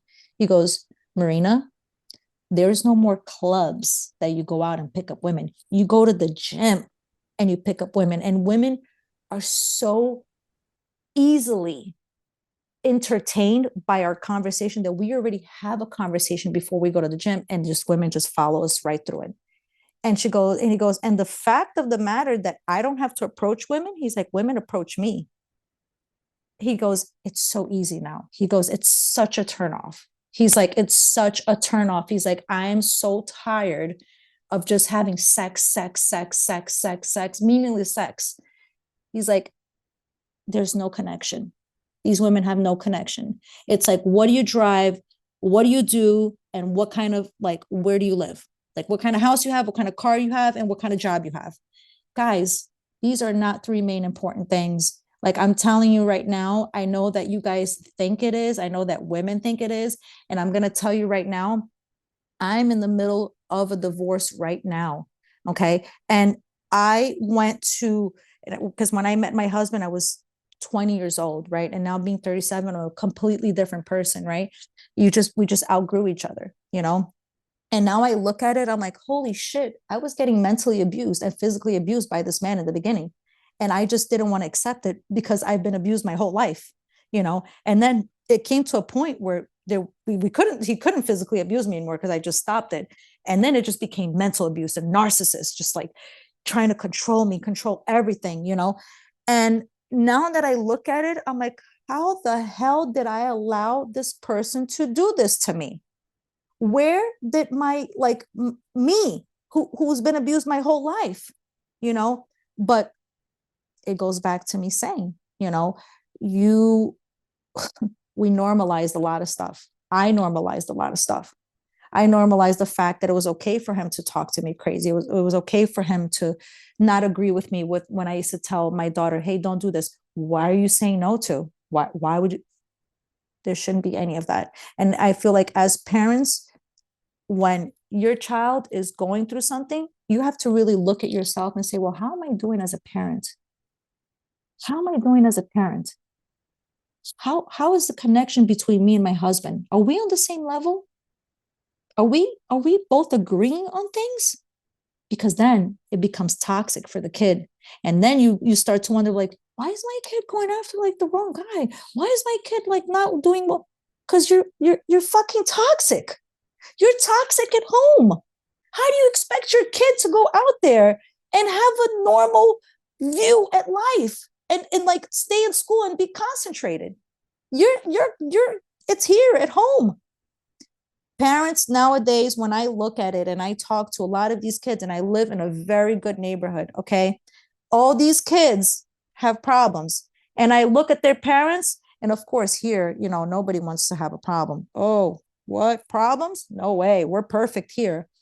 So when I look at these parents, and because I've been in the nightlife, I've been in the streets, I mean, I've had, what they call it, Johns, I can read people from far, far away, and I could already tell, like, this person has a huge problem. And all these women that I'm surrounded by, they have so many problems at home. So many problems at home. One of my girlfriend has a curfew. Like, she doesn't do anything. She has to be home by 10 o'clock, like fucking Cinderella. Okay. She has a shopping problem. Horrible. That's all she does. Shops, shops, shops, shops. And here's her husband handing over the credit card, shopping, shopping. And while he's out there, I know he's cheating on her. I know he is. Okay. There's no way. Okay. And then you got another girl who's super successful. And I finally, when I broke my silence, she was like, hey, I was abused too. And she portrays as her life to be perfect. Like, she doesn't even want to talk. She doesn't even like to talk about bad things. Anything that has to do with negative, just things that happen everyday life, she doesn't want to talk about it. And so does the woman who has a curfew by 10 o'clock. Like, my story came out, and she's a good friend of mine. And as soon as she's like, la, la, la, la, la, I don't want to hear. I'm like, what? She's like, yeah, I have a bubble. And that bubble will always remain there because, like, that's what I want to live. And I said, so you don't want to educate yourself what's going on in the world? I said, forget about me and the Epstein thing. You just don't want to educate yourself? She goes, no, I don't want to. I don't want to know anything. I said, oh, well, when shit hits the fan, you're not going to know what to do. She goes, no, I have my husband. I said, your husband who sits behind the desk all day? What the hell is he going to do? I said, girl, your husband can't even change a light bulb. I said, you guys hire somebody to do that. And then you got another woman who's independent, has a kid, the father's not around, and thinks that because somebody videotaped her was in the shower, she couldn't tell us about it because she was embarrassed. I mean, all these women have so many problems. And then here I come, right? Breaking my silence, telling them that I was a stripper, telling them this, telling them that. And they're just like with their mouth open, like, oh my God, how are you saying this? Like, what, I said, guys, I'm not going to sit here and be like, yeah, I worked in a real estate office before I came here. And no, this is who I am. This is who I am. This is what I've been through. You guys want to stick around? You want to be my friend? Because this is who I am. I can't be fake. I can't people please anymore because that was my biggest problem. You start to people please everybody, and they look at me as like, sometimes they're just like, how do you do it? You've been abused your whole life. You've just been on, like you said, on survival mode since, 8 years old. And I'm like, I'm just happy. One of the things that you said and why I got a divorce, my peace was getting disturbed. Yeah. And that's something you cannot, health and peace is two things you cannot buy. Yeah. You need to protect those two. And if you don't have your peace, your health is going to go down the drain. Peace is number one. And once I seen that was happening, I was like, oh, no, no, no, no, no. Mm-mm. I can allow a lot of things to happen to me, but my peace And then having my daughter seeing this toxicity between both of us, I was like, oh, no, no, no, this is not going to be good. My daughter's going to go after somebody just like him. That's her father. And I'm allowing it. I had to put a stop on it, and it sucks, nobody wants to get a divorce after being together for 17 years and married 12 years. But I'm not here to make anybody happy. I love my daughter, and like my therapist said to me one time, an old therapist of mine, not an old therapist, my therapist before this one, he said, Marina, you need to understand something. Your daughter doesn't need to love you. She's going to love you. Right now, she's 10, 11. She was 10 at the time. She's 10, 11 years old. She loves you today. She hates you tomorrow. She loves dad and she hates dad. That's just how it goes. Your daughter needs to respect you. And I look back and I said, yeah, because I always respected my mother. And that brought me more love to her, even though she didn't deserve it. But our kids nowadays, and it's not only here, they feel like privileged, like they have to have it. They need to have it. They can do this. Guys, we need to stop normalizing that. Like, I'm pretty sure you growing up, did you have dessert every day? No, Me no neither. chance. Our kids now after dinner, tell me not. I don't know. I forgot how old your kid is. She's 2.5, but Okay. I mean, not My really. my daughter wants to have dessert every night. And I'm like, no, Yeah. no, no, no, no. That's not an everyday thing. Like us growing up, like it used to be like, we're gonna go out for dessert. Like, and we would go out, we'd go out to the movies, I'd get dressed up. Like it was something that it wasn't normal. It wasn't normalized every day. It was something like, hey, we had a great month, we have some money left over. And now here we are, these kids, they're going to the movies, they're going to 4DX, which is like the movies that, you feel everything. I'm going to Disney, I'm going to Savannah. I had to take it back and go, whoa. I thought my mom, as much as she didn't do the right thing, but the parenting skills with my family, I turned out just great. What am I doing here? I'm spoiling the shit out of my kid.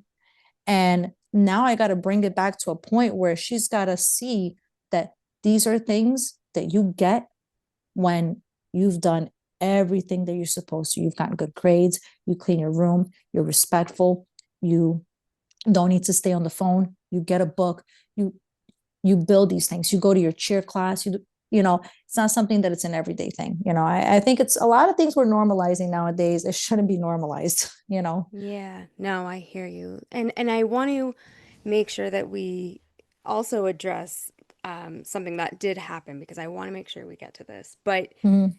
especially with your perspective on everything that you just shared right now. Mhm. So, this past September, September 3rd, you stood with other Epstein survivors on the steps of the US Capitol. Mhm. And this is a space that is charged with history, scrutiny, and obviously immense public attention. So, for many listeners who may not have witnessed it, this was a moment of extraordinary courage, not just yours, but shared among everyone who spoke out that day. Mhm. Can you share what it was like to be in that space and how you navigated the intensity of being seen and heard, but also how you reclaimed your voice in that? So first of all, I broke my silence at the sub house committee. That was the first place I did it. Yeah. And I thought I was, you see how I'm talking to you and I'm telling you everything. I was like, I could talk about like what I went through. Like this, like I do it with my friends, I do it with my therapist. When I got to the sub house committee, I couldn't even get 3 sentences in. I broke down so hard.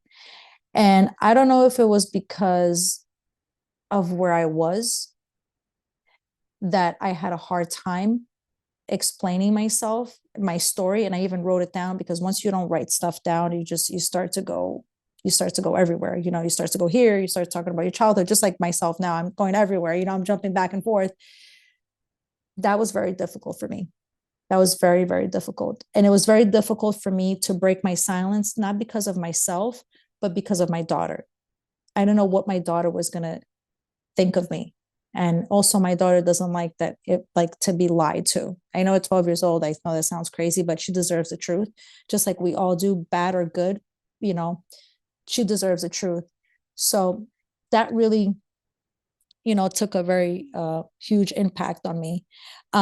When I got to the Capitol where I said my story, um, I was very nervous. I was very nervous. I was very scared, but I knew that I had a job to do. And my job at the time was to continue Virginia's voice because she stood very loud and strong for all of us. And I just kept myself in the dark, quiet, looking at her, sometimes not even turning on the TV, not wanting to face that, not wanting to understand that I was abused and I am a survivor and I was a victim. Okay. So when after speaking to my lawyers, they're like, like you should come out and speak and break your silence. You're a very important, key puzzle to this, to the Epstein files, to everything that we're trying to go after. And I was like, oh yeah, well, I don't know. I'm scared, like I'm ashamed. Ashamed? Ashamed of what? Why would you be ashamed? Well, what would people think of me? Do you care? I said, well, I kind of do. Why would you care? What do you care about the whole world? You think your friends don't think about you a certain way? And I started to think about it and I'm like, you know what? They're right. Brittany and Brad are right. It's not going to change my life. And then I started to really think and I go, man, I'm only here one time in this earth. Why not make it a good one? And why not continue this woman, this beautiful butterfly who we like to think of her as today, this strong person who's been speaking and fighting for us and is no longer here. Yes, we have Courtney Wild. Yes, we have Jenna Lisa. Yes, we have Haley, and other survivors, Denny Bensky, Lisa Phillips, who are strong survivors and they speak. And I admire that, and I look at them and I'm like, wow, when I saw them speak, I'm like, wow, these women, like, they're like empowering. And after I got out and I spoke, when we were walking out, all these, news platforms started asking me all these questions. And one of the questions was like, after you broke your silence, what do you feel now? And I turned around and I said, I feel empowered. So I think breaking my silence has really, really empowered me to become such, not just like a powerful woman, but just like human again. I forgot. I forgot, what was like to look at somebody next to you and say, are you okay? Do you need help? Not that when somebody needs help. People forget that. People have forgotten that. I want to expand on that Mhm. because, well, first of all, thank you from the bottom of my heart for doing that, first of all, and everything you have done thus far because it has been a lot. So, and I want to uplift this because it's so important for people to understand the empowerment that you just said that comes with this territory. And I'm with you. Like that just happened for me this past summer. It was a Mhm. breakthrough, right? Right. Mhm. And finding that momentum. So, what has life been like since breaking your silence and the differences here in America, but also in Brazil? Yeah. Brazil's a whole nother world of that. um, Right. so obviously I told you I feel super empowered. I feel like I need to speak. I need to help women out, understand, you know, um, not only what grooming is, but what's the aftermath of breaking your silence and talking about, what you've been through, that there is no shame. There is no shame. Everyone has trauma. I was just in a party in New York in a get together. I'm sorry. And I don't know what happened. These women, I don't think they know that I was a survivor, but I guess I now have this light where people just want to tell me about their, abuse. And every woman and every man has had some trauma or some abuse. Okay. So we need to stop being scared and being ashamed. Everybody has something going on. Guys, I know it's awesome to look at Instagram and Snapchat and TikTok and be like, oh my God, this person's got an awesome life. No, they don't. They got something fucked up going on. Everybody's got something fucked up going on. Guys, please understand that. Don't think that pictures, you know, it doesn't create who they are. Okay. It just shows a little piece of their life. Okay. And breaking my silence here, when I did the ABC and and everyone started putting my stuff up in different platforms, I started to go through the comments when I was in Washington, and I immediately was like, what the fuck is wrong with people? People didn't believe me. People were saying that I was broke and I was going up to the Capitol to make money. People were like that I was an actress. It became political. It became a whole different thing. And obviously, 80% of the audience or the viewers or whatever whatever it is, the people were so loving to me. Hey, we're beside you. You're strong. Write a book. We want to hear more. I was like, oh my God. But then 10, 15% or 20% is like talking shit about me. I was like, holy shit, this is horrible. So I call up one of the producers from ABC and I'm like breaking down to him. And he's like, listen, Marina, I think you need to call one of the other survivors. They can kind of help you out with this. This is normal. He goes, listen, I just want to tell you one thing. For what it's worth, my wife is a strong, powerful, good mother, and she looks up to you. When I did the interview with you, she was so proud that you came out. So don't forget about those people. And I hung up the phone and I'm like, yeah, why am I worried what people say? What the fuck? I mean, obviously, I appreciate that, he said that to me. I appreciate all the great comments, but that shouldn't stop me. That can't stop me. I got it was like a fuel of gas that just like it fueled me up. I was like, oh, I need to do more than just speaking in the Capitol, And my journey began in a whole different way back after Washington, As for Brazil, because it landed in Brazil so quick, it's like they see a Brazilian girl, Epstein, they're like, whoa, that's so cool. They're not looking at it as like I'm a victim, that they're looking at it that it's cool, that it's a Brazilian girl and it happened in America. The comments in Brazil are 90% bad. Everyone's trashing me. Why did you go back? What are you, stupid? You're 14. You don't know any better. An older man wants to massage you who's rich. Why the fuck would he want a massage from you? You don't even know how to do massages. Why did you keep going back? Oh, you came from a broken home. I know a lot of people that came from a broken home. And I said, oh, okay. People have a narrative of me out there that I just came from this little broken home because they cut everything out that I said and they shortened it to 7, 8 minutes. And it mainly focused on Epstein. And I get it. I know that the story is mainly on Epstein, but everybody has to understand all these victims I'm around have had a background that led them to Epstein. Nobody that comes from a good family, not a little broken home where your parents get a divorce, a toxic home, a home where people are doing drugs, where people are alcoholic, they're getting abused physically, mentally, sexually. Okay, something is going on for these women that have ended up to Epstein, and that story gets cut off. Okay. And I don't know, maybe some of the survivors don't want them to know, but I am not going to sit here and be like, well, I just walked into Epstein's house because, I needed some money. That's not what happened to me. That's not what happened to me.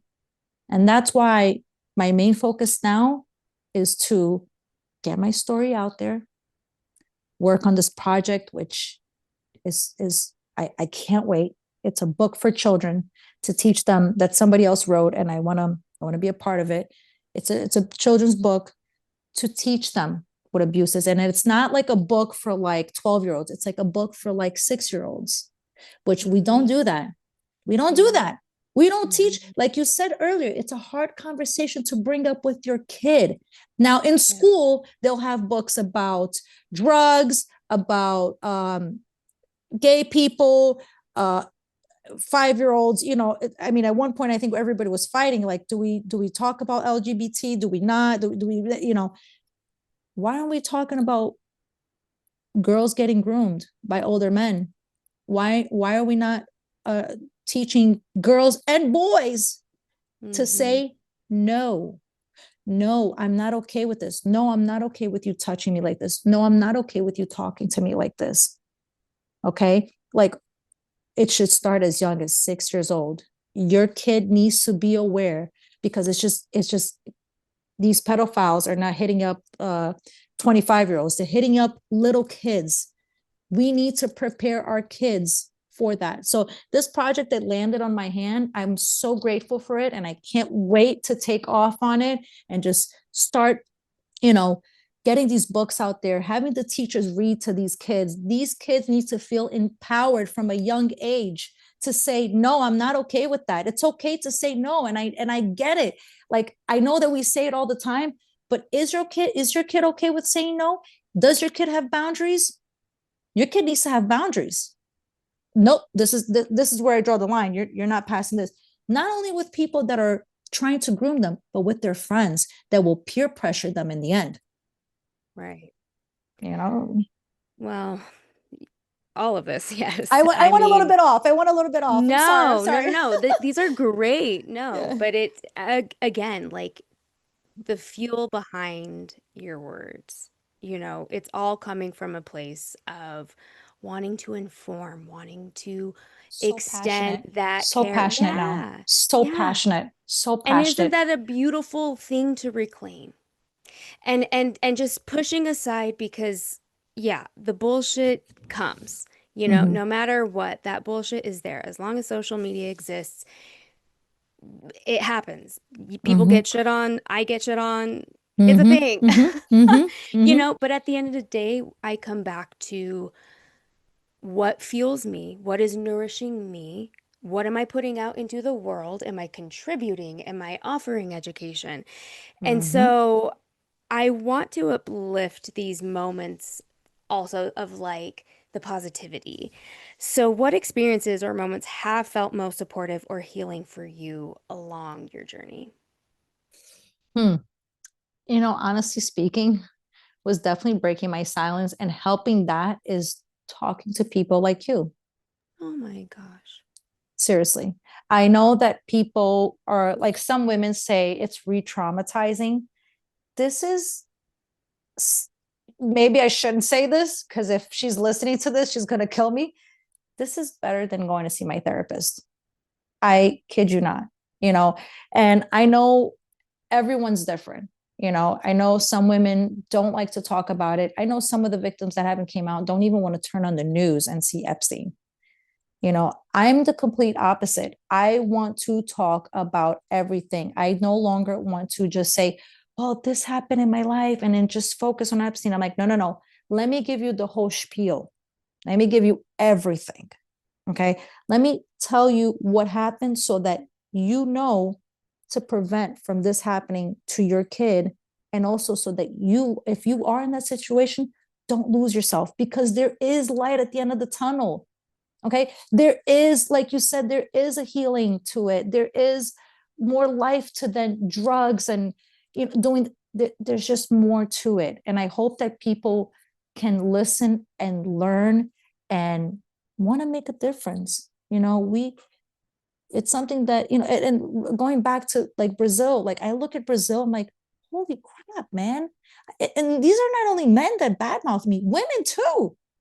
It's just, when you look at another country, women are like this small, like they're so tiny, they're just like, they don't mean shit to men, in South America, I'm pretty sure Middle Eastern, I'm pretty sure so many other places, but I'm just going to stick with South America. Women don't mean nothing to men. And I met one of the women that are very powerful. She's a reporter, and when I first met her, she was like, after she's asked me a couple questions, she said, I got abused when I was young too. And I said, why don't you break your silence? You have a great platform. You're a strong woman. You're a powerful woman. You got all this, you got the platform for it. I mean, you should be educating the women in South America about it. Like, hey, listen, where I got to be, my level, I had to go through this, this, and that. And not only that, and I got abused when I was younger. She goes, no, no, no, I'd lose my job. What? We are in 2025. And you're telling me that because you're going to say you got abused when you're younger and throughout the years that you might lose your job? Oh no, guys. No, no, no. And that I just went back to Brazil, South America. Women get abused, sexually abused, raped, mentally, physically abused. And when I tell you physically abused, these women are getting shot with a gun, stabbed, I mean, throwing down the stairs. I mean, the worst that you can imagine, raped, and then they have to have a kid because in Brazil, there's no abortion. So these women, and I'm not saying that it's okay to get an abortion, but sometimes women don't want to carry a kid that you just got raped with. And men will do it on purpose. They will lock you up that way, rape the crap out of you, and then be like, have my kid. Like, who the hell, I feel like it's your body. You should have a choice. And you just got raped. And then you have no source of justice because we know the justice here is already fucked up. Can you imagine in these other countries? I talked to some of these women over here that have gone through the justice system. They don't give no crap about it. They'll give them the little time that they have. They're not even looking. I mean, come on, what are we doing now? The legal age of consent sex is going to be 14 now. What the hell, man? What are we doing? So we're just okay. So now we're just lowering down the age. We're just going down. Be like, oh well, you know what? Too many women are coming up and saying they're getting sexually abused and raped. So let's just make the legal age now 14 so it'll make it easier for us so we don't have to go through all this justice. Whoa. And the thing is, everyone is so concerned right now with what's going on with Epstein and the government getting shut down that they're not paying attention to this news. They're just not paying attention. They're just trying to change that whole law up. Like, you know what? Consent age of sex will now be 14. God forgive me for saying this, but if a 18, 19, if a 17-year-old comes up to my daughter who is 14 and wants to have any type of intercourse with her or kiss, I will kill him. I will kill him. I don't care what the law says. I feel like, I'm sorry, 18. I feel like 14, 15, 16, even 17. I look at it. I'm like, this is insane. I look at men who are my age, 37, and sometimes they're walking down the street with a 22-year-old. I'm like, man, what the fuck do you have in common with a 22-year-old? I know that's legal age. I understand. I completely understand. But what do you have in common? You have absolutely nothing in common. There's no way what you're thinking about 37 years old, there's a 22-year-old thinking. I'm 37 now, about to be single. There's no way I'm going to be looking for a 22-year-old guy. So like, right. Like, so now everyone, these lawmakers are making it easier for these pedophiles to go and pay for sex with a young girl. That is fucking disgusting. This cannot happen. Right. And here but that's we are. why we're talking. But that's why we are talking, because it's again, these are really difficult things, but I think you're bringing that honesty, you're bringing that reality, and that's why it was so important for me to have you, because it's now, like now more than ever. And I also just want to uplift, because the other reality is that while you are tackling this beast of everything that you have just shared thus far, you obviously have to experience harder days and days where it does knock you down. Because I still have them. Hand up. Just went through it a few days ago. So on those harder days, what helps you care for yourself or feel a sense of steadiness? So, what's crazy? I love music. As I said to you, like I love ballet, like I love music, For a little time, I was like not able to feel music. Do you get that? Like, do you feel music when it's getting played? Oh, I'm a dancer.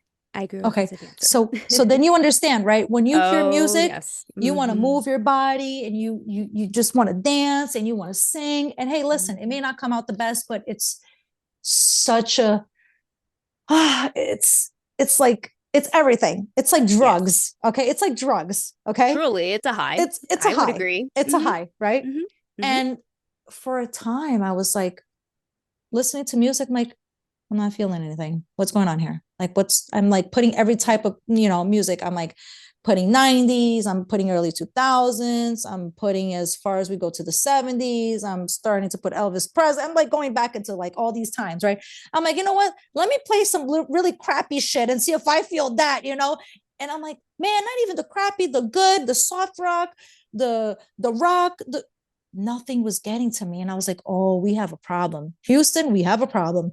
I was like, I'm not feeling anything. This is horrible because that was my only way to cope with Yeah. that struggle. It was You your know, self-prescribed medication. yes, 100%.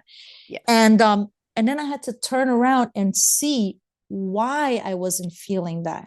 What was the cause of it? Right? Ding, Because ding, ding, ding, ding. you gotta connect with yourself. You gotta go, Mm-hmm. whoa, this is not what I normally go through.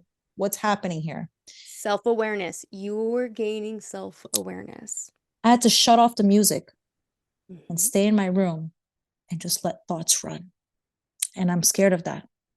I'm scared of having my thoughts run because I'm scared what I might build up in my head and what it might come to. And I was like, no, no, no, I need to do that. And I laid down in my bed and I was like, everything, Jeffrey, stepfather, marriage, kid, this, that. And I came down to it. I was like, wait a minute. Well, I broke my silence. I feel great about speaking. What is it? Oh, two things. My mother and my husband. Well, my mother's no longer around. I moved her out. I was still taking care of her up until 3 months ago. Told her, hey, listen, it's just not going to work. We're very toxic. I do everything to make you happy. Literally, like you're a woman that lives in my house. You cook here in the house. I clean. I take care of you. I pay for your bills. I pay for your Botox. You want to go to the gym. You want to do acupuncture. I'm doing everything for you to make you happy. And still you're not happy. Holy crap, man, you're just a miserable person. You know what? We're going to have to cut this out. You're going to have to live your life. I'm going to live my life and we'll just keep it at a distance and I'll check up on you. However, if you do get sick again, hey, listen, I will be there for you. I know that we've been through hell and back, but I'm still human and you are still human. So I will be there for you. I said, well, she's gone. So, oh, it's my relationship. Oh, it's the fact that I just want to keep trying to change this person. This person will not change. My God, we know that as people. Why am I trying to change somebody that doesn't want to change them? And that's something that women get stuck with in their marriage. Oh, he's going to change. Well, he's changed a little bit. So he's going to change a little more. And then you end up looking and you're like, holy crap, I spent all these years focusing on this person. I forgot about me. I forgot about Marina. So then I got up after 4 years of just asking my husband, hey, listen, you're going to lose me. Hey, listen, don't do that. I don't like the way you speak. Hey, all the time, like the nagger. I pulled back. I said, I will no longer speak. I'm going to ask for a divorce. And I've done it before, as you heard me. I separated from my husband when the Epstein when the FBI came knocking on my door. And, he thought it was just another thing where, pack his things. No, no, we're getting a divorce. I need to live my life. I need to feel that music. That's my drugs. I need to get that back in my life because if I don't, then I'm dead. I'm dead. I need to feel that. Where's the love? Where is my passion? My passion has become to change this man. I had to bring it back.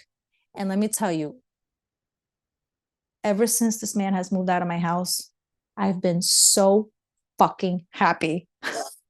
I'm Uh, so sorry, no. but I wish him the best. And I wish that he finds somebody, that will support him and hopefully he'll be a better person for them. But I had to break that and let that go, that chain that was just like, oh no, I need to, I'm married. I don't want to have a broken home. I don't want my daughter. Wait a minute. This is a broken home. I'm trying to, you know, be something that is not here, portray that Instagram picture that I've been telling you guys. Because when I told my friends, I didn't tell any of my friends I was having a problem. I just woke up one day, I was like, hey guys, I'm getting divorced. They were all like, what the fuck, what do you mean? Yeah, well, listen, I'm not going to sit here and tell you everything. Oh, my husband. I'm not going to do that. That's it, it's done. I've been breaking up with him for 4 years. I've had the funeral, it's done. I mean, the 4 years of how much I cried and was driving myself to there was no destination. I would just drive and cry and listen to music and this and that.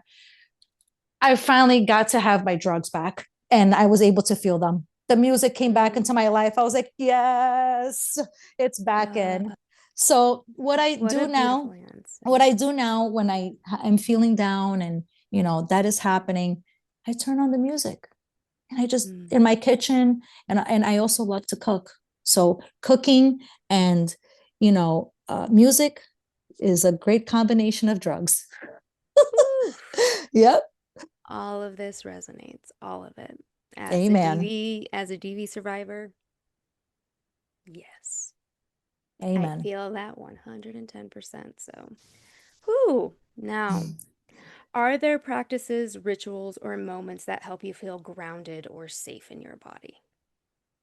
See, I haven't gotten that far. I haven't gotten that far. I recently just had a meeting with this wonderful young lady. Her name is Ashley, and I might be saying it Bedford, or I might be saying it wrong. Um, I was talking to her, and her energy is so strong that I started to feel like I was shifting to a place where I didn't feel power. And I was like, whoa, I can't have I'm like losing the conversation. Like I was just losing it. But because she's such a powerful, grounded person that it threw me off. And she sat there and she's like, I'm a healer. And she's a spiritual healer. This is not for everybody. And I understand. Um, and when she felt that she could tell me, she told me, she was like, you feeling a little? I said, yeah. I said, I'm like with a little anxiety meeting you. I said, and I really don't ever feel that, like I'm feeling like I don't know how to act. She goes, it's because you're not grounded. You're not grounded. And I said, you know what? You're right. I feel all these things, but I don't feel grounded. My story sometimes when I do tell it, I want to go here, I want to go there. So I still need help with getting myself to ground myself. And I think the best way probably is best is just go in my backyard and walk in the grass and just hug a tree would probably be the best thing ever.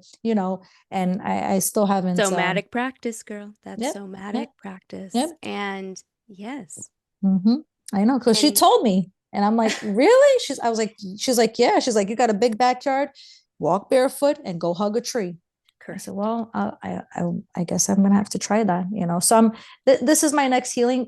I think it's a part of my healing process is also accepting my mom. What she did was wrong, and I get it, and I have to, because you got to forgive people in order to live a peaceful life. You need to forgive Yeah. people, even if they don't ask you for forgiveness. Is Yeah. that and just being more grounded, being more grounded. Mm, Yeah, again, your vulnerability. Thank you for sharing and for your honesty in that because that is self-regulation and it is so hard. But I'm telling you, somatic practice will just, change it, right? yeah, and start looking into that more and integrating your music Mm-hmm. because it is a healing mechanism. I 110% like co-sign that because when you are able to find that connection with something, and that may not be for every person, but again, as a dancer, as an artist, Mm. myself, I get exactly what you are You saying. need. Mm-hmm. So Mm-hmm. again, you're you're moving in that direction and that just excites my heart and just hearing this journey for you. It's such a beautiful thing. So again, thank you for sharing because that is such a gift. So, as you have moved though through this healing process, how has the way you see yourself or the world evolved? Oh, wow, that's a good one. So I see that the world has evolved into a place where, and I think I've said this before, what car do you have? Where do you live? And what do you do? Mm-hmm. You know, I feel like this world is evolving just based upon that. You know, we are forgetting that we are all humans, and we're just turning the other way.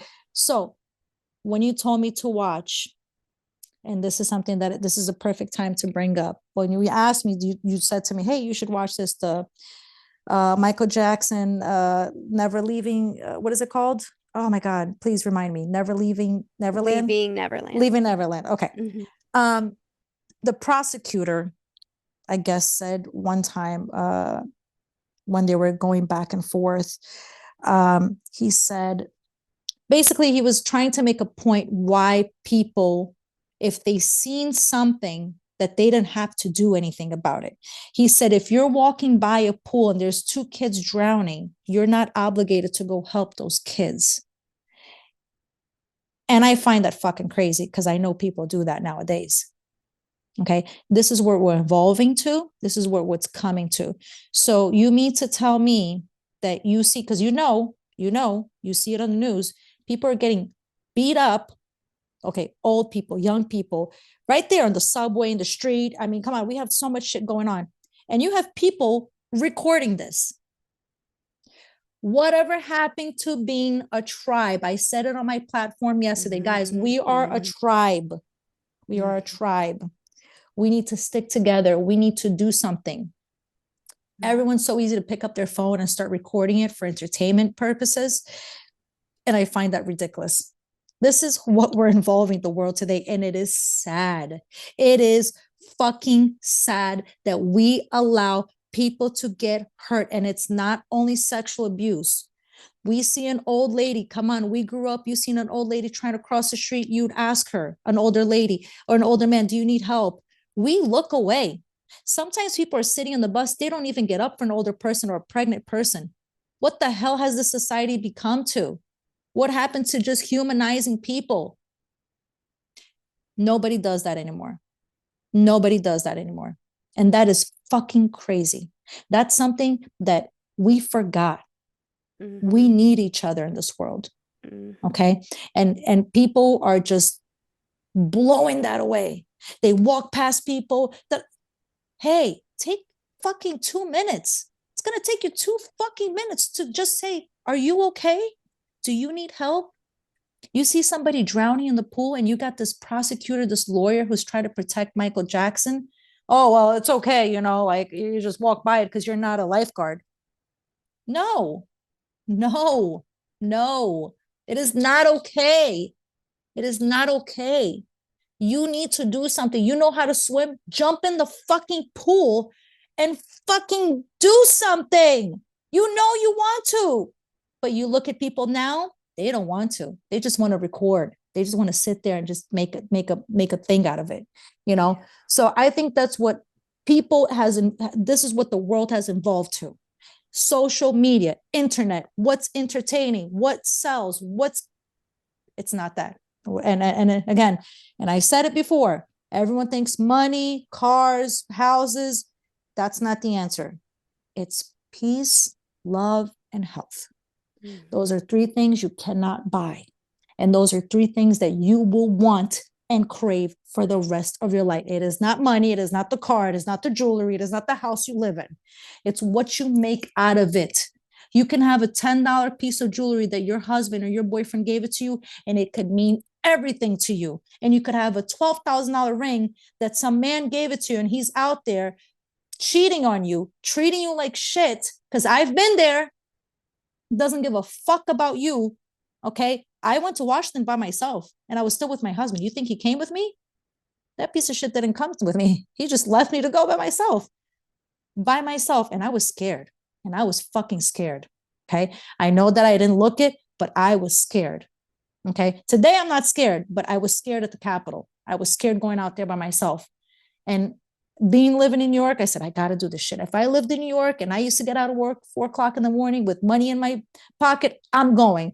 So The person that I involved to today is I have to now go back to the person who I was a little bit more independent because, I had somebody here. So I kind of laid back and I was like, oh, I don't have to worry about I have to be more independent, strive much more to become a good mom. Okay. People think like, oh, I cook, I clean, my kid goes to school. No, no, no, no, no. Hey, get a book out, research. You're over here researching a whole bunch of crap. Research how you can communicate with your kid better. Okay. Like, let's get on that, guys. Moms, dads. It's not about buying the next video game. It's not about, buying the next iPad or the next iPhone. It's about communicating with your kid. Mm-hmm. When we eat, there's no phones. We are talking. My daughter's in her room right now. She's sick. She's got nothing. She's got no phone. She's got no internet. Why? Why does she need to? That internet, that shit that we're giving to our kids to silence them because it shuts them down, that's called drugs. Okay. That's the same shit as cocaine. That's the same shit as marijuana. You want to look it up, what the internet and what that phone, that radiation is feeding to them? It's fucking drugs. You might as well just give them a plate of cocaine at this point. you know, why are you silencing your kid? And I'm not saying that, hey, listen, your kid shouldn't have a time on the iPad and all that, or screen time or TV time. But come on, how much time did we spend in the house growing up? I was hardly ever home. I was out in the street, especially me. I definitely didn't want to be home. I was trying to run away from home. So the person that I've involved today is definitely independent, more aware. I want to strive to be a good mom. I want to be there for her. I want to travel with her. I want to talk to her. I want her to talk to me about everything. This is who I want to be today. And I definitely want to be able to continue speaking and having people like you to give me a platform and allowing me to use my voice and just believing that I just want to share with the world these things that are going through my head that I know people out there are thinking the same, but they're just scared to speak it because of what they've been through or what they're going through. Look at you. You were a survivor as well. You also were, an addict. And look at you now. Look at you now. You have your own platform. You get to interview people. You get to understand what they've been through, what they're going through. I mean, look how strong you are. You're sitting here telling me that look at you. Like what an honor it is to speak to you and almost have similar, I know that you of course we have different stories, but our feelings, what we want, to share with the world, what we want to express and just have people understand and shed that light Yeah. with people is almost the same. We want to be able to share that with people. And that's why it's so important that you continue to do this. You continue to have people come on your show and have them share their story. It also, as you have empowered, you're a very powerful woman. Okay. To be doing this, when you send me the podcast, I mean, you were going through traumas, 3 different traumas, right? Isn't it 3 different traumas? I forgot their names though, but you're going through 3 different traumas right now. Your own trauma, somebody else's trauma, and then having to hear about it. It's like, whoa, like you're going to have to do a cleanse after this. Oh, I'm on it. And, I'm technically on it right now. Yeah, I don't want to send this, energy towards you. I hope that it's all good vibes, but it just gets, it gets transmitted to you, and you have to be strong, solid to be doing this. It's easier for the other person on the other side to just tell their story. It's harder for the other person on the other side to listen to it and feel everything, because you hear all these stories and you're just like, holy shit. Like, I'm overwhelmed hearing from people telling me their stories on an everyday basis. I can't imagine you. So, hey, listen, kudos to you. Keep on fucking rocking. Keep on rocking. keep on shedding that light, and don't stop, because it's only going to make you stronger. I mean, you know it better than I do. I don't even have to say it, you know. Oh boy. I mean, coming from you, that is.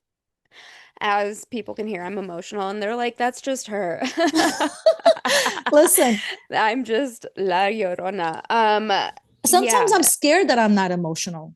I think I get emotional when it comes to my mom and my sister. And I'm like, oh, I'm like, should I be scared of that? And my therapist is like, no, no, no, No. you shouldn't be scared. Yeah. I was like, No. yeah. I was like, I want to be emotional too. I said to her, like, kind of upset. And she was like, no, no, like it's good to be strong, Marina. Just stay in your flow. I was like, yeah, I said, It's Randy, I'm just wondering why. She's like, you haven't gotten there yet, my friend, but you will. you will. Mm-hmm. And the thing is that I've always been an emotional person, but Mm-hmm. where this emotion comes in is actually embracing my own self-awareness Mm-hmm. and hearing you validate that and after what I just did, which was complete my first short documentary that was just rooted in my trauma, and you just basically touched on that in like the most healing, beautiful way and doing it on the podcast of all things. And this podcast means more to me than probably anybody will ever know because Well, if they can't hear it in your voice, then I don't know what the hell is wrong with them. Okay. Because I see it. Obviously, I'm looking at you.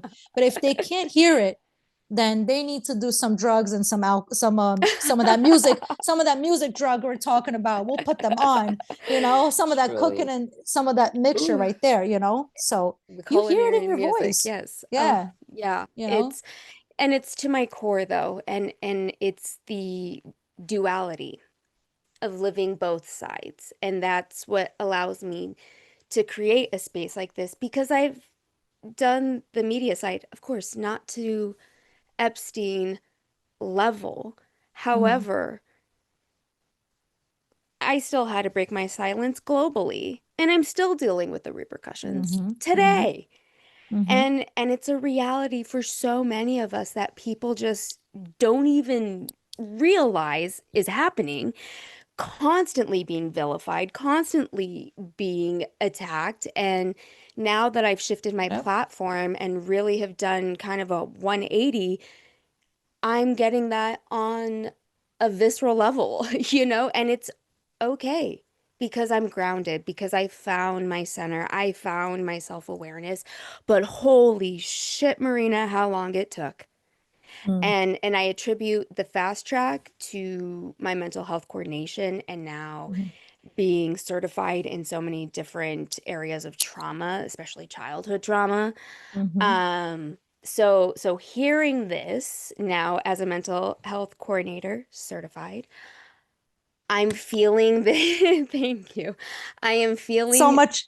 It's an accomplishment you have to be proud of. Come on, you have to brag about it. oh, I'm Come on. elated. Yes, and you And which is should. why I And you had to should. disappear from the podcast. That is the truth, is That's okay, because now I you and have yeah, even something more to bring to the table. Come on. Like exactly. this is Right. this is Right. beyond this is beyond anybody that has gone through so much trauma that they could even get to this level. I mean, Yeah. just think about how strong, and you have a child, you have a family. I mean, it's like Yeah. you have like 5 jobs.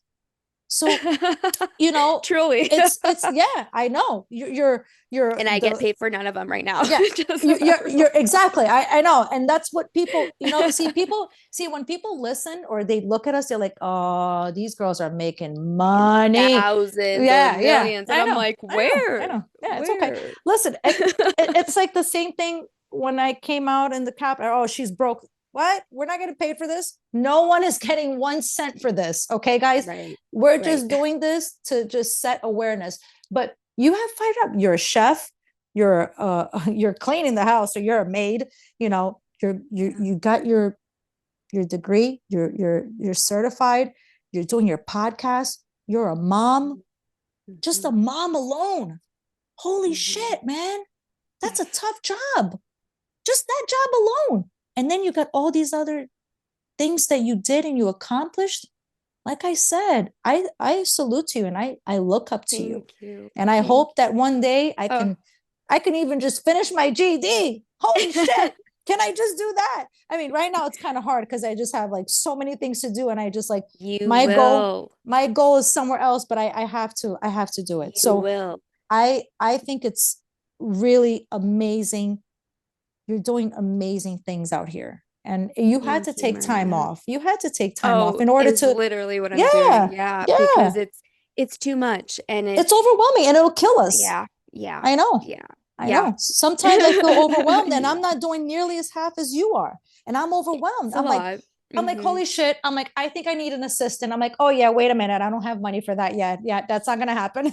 Right. Because you just you Exactly. know, yeah, I It's a sometimes I lot. do. It's a I lot to wanna I juggle. just want to, can Hmm. you answer that email? Can you just set up the, obviously I don't have that, so Yeah, you're doing way more than I am. And I gotta tell you, I hope that one day I can be a multitasker like you and have you all will. these. Yes, You I hope will. so. I hope so. It's all a part of the journey and every phase of it is so different, but it's so empowering. And that's And what you have worth to it. come back to. Yeah. And Mm-hmm. when you can call it out, when you can speak it out, when you can throw it out there and be like, boom, this is what it is. Take it or leave it. I don't give a flying fuck, but it Mm-hmm. happened. Mm-hmm. So whether you want to believe me or not, I don't care because I know my truth. I know my legal documentation. I Mm-hmm. know, all the publications where I've spoken out, like it's all there. And so I just thank you again, just every single thing that you have said, like my mind is blown and I'm beyond honored right now and Thank you. feel just so seen. And yeah, this job is really fucking hard. And it's not just the podcast, but it's Mm-hmm. film, it's television, Mm-hmm. it's It's just everything. my Everything. platform. It's Mm-hmm. a lot and it does catch up with you. And so Mm-hmm. I said, I'm only doing this interview and one other one because I think that's all my mental health has capacity for. But Mm-hmm. you were so important to me after like really just connecting. And I just remember feeling like literally, did she just reach out to me? She just reached out to me. Okay. Like I had to take that and sit with it because I don't know even remotely close to the childhood that you lived. And I sincerely just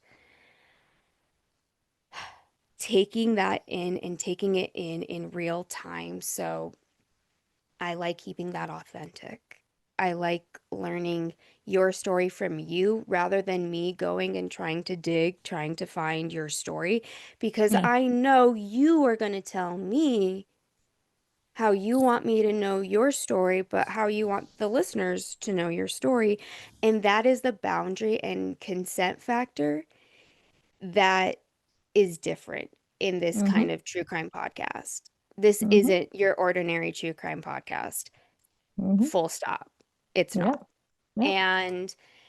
And it just again to have these next two episodes come out again from the time that I paused in May to November, um, yeah, everyone's going to want to stop for a second and pay attention because at the core of hearing your story, what I want to validate, what I want to uplift, and what I want to make sure everyone takes home is that you are a fucking child Yeah. I think that I even forget that. because you've been going through this ongoing trauma. And until you find like those glimmers and those moments of healing, and that comes with therapy, that comes with actual work and calling it out and recognizing it, that getting to that place is so hard, especially when you're unmedicated, you're undiagnosed, you are self-medicating. I was a vodka medicator. Mm. um and Mm-hmm. food, vodka and food, those were my two sources Mm-hmm. because I didn't know how to fucking handle being thrown into Mm-hmm. the entertainment industry without fucking training wheels or anyone to educate me on what could Mhm. happen. And of course, what happened happened. Mhm.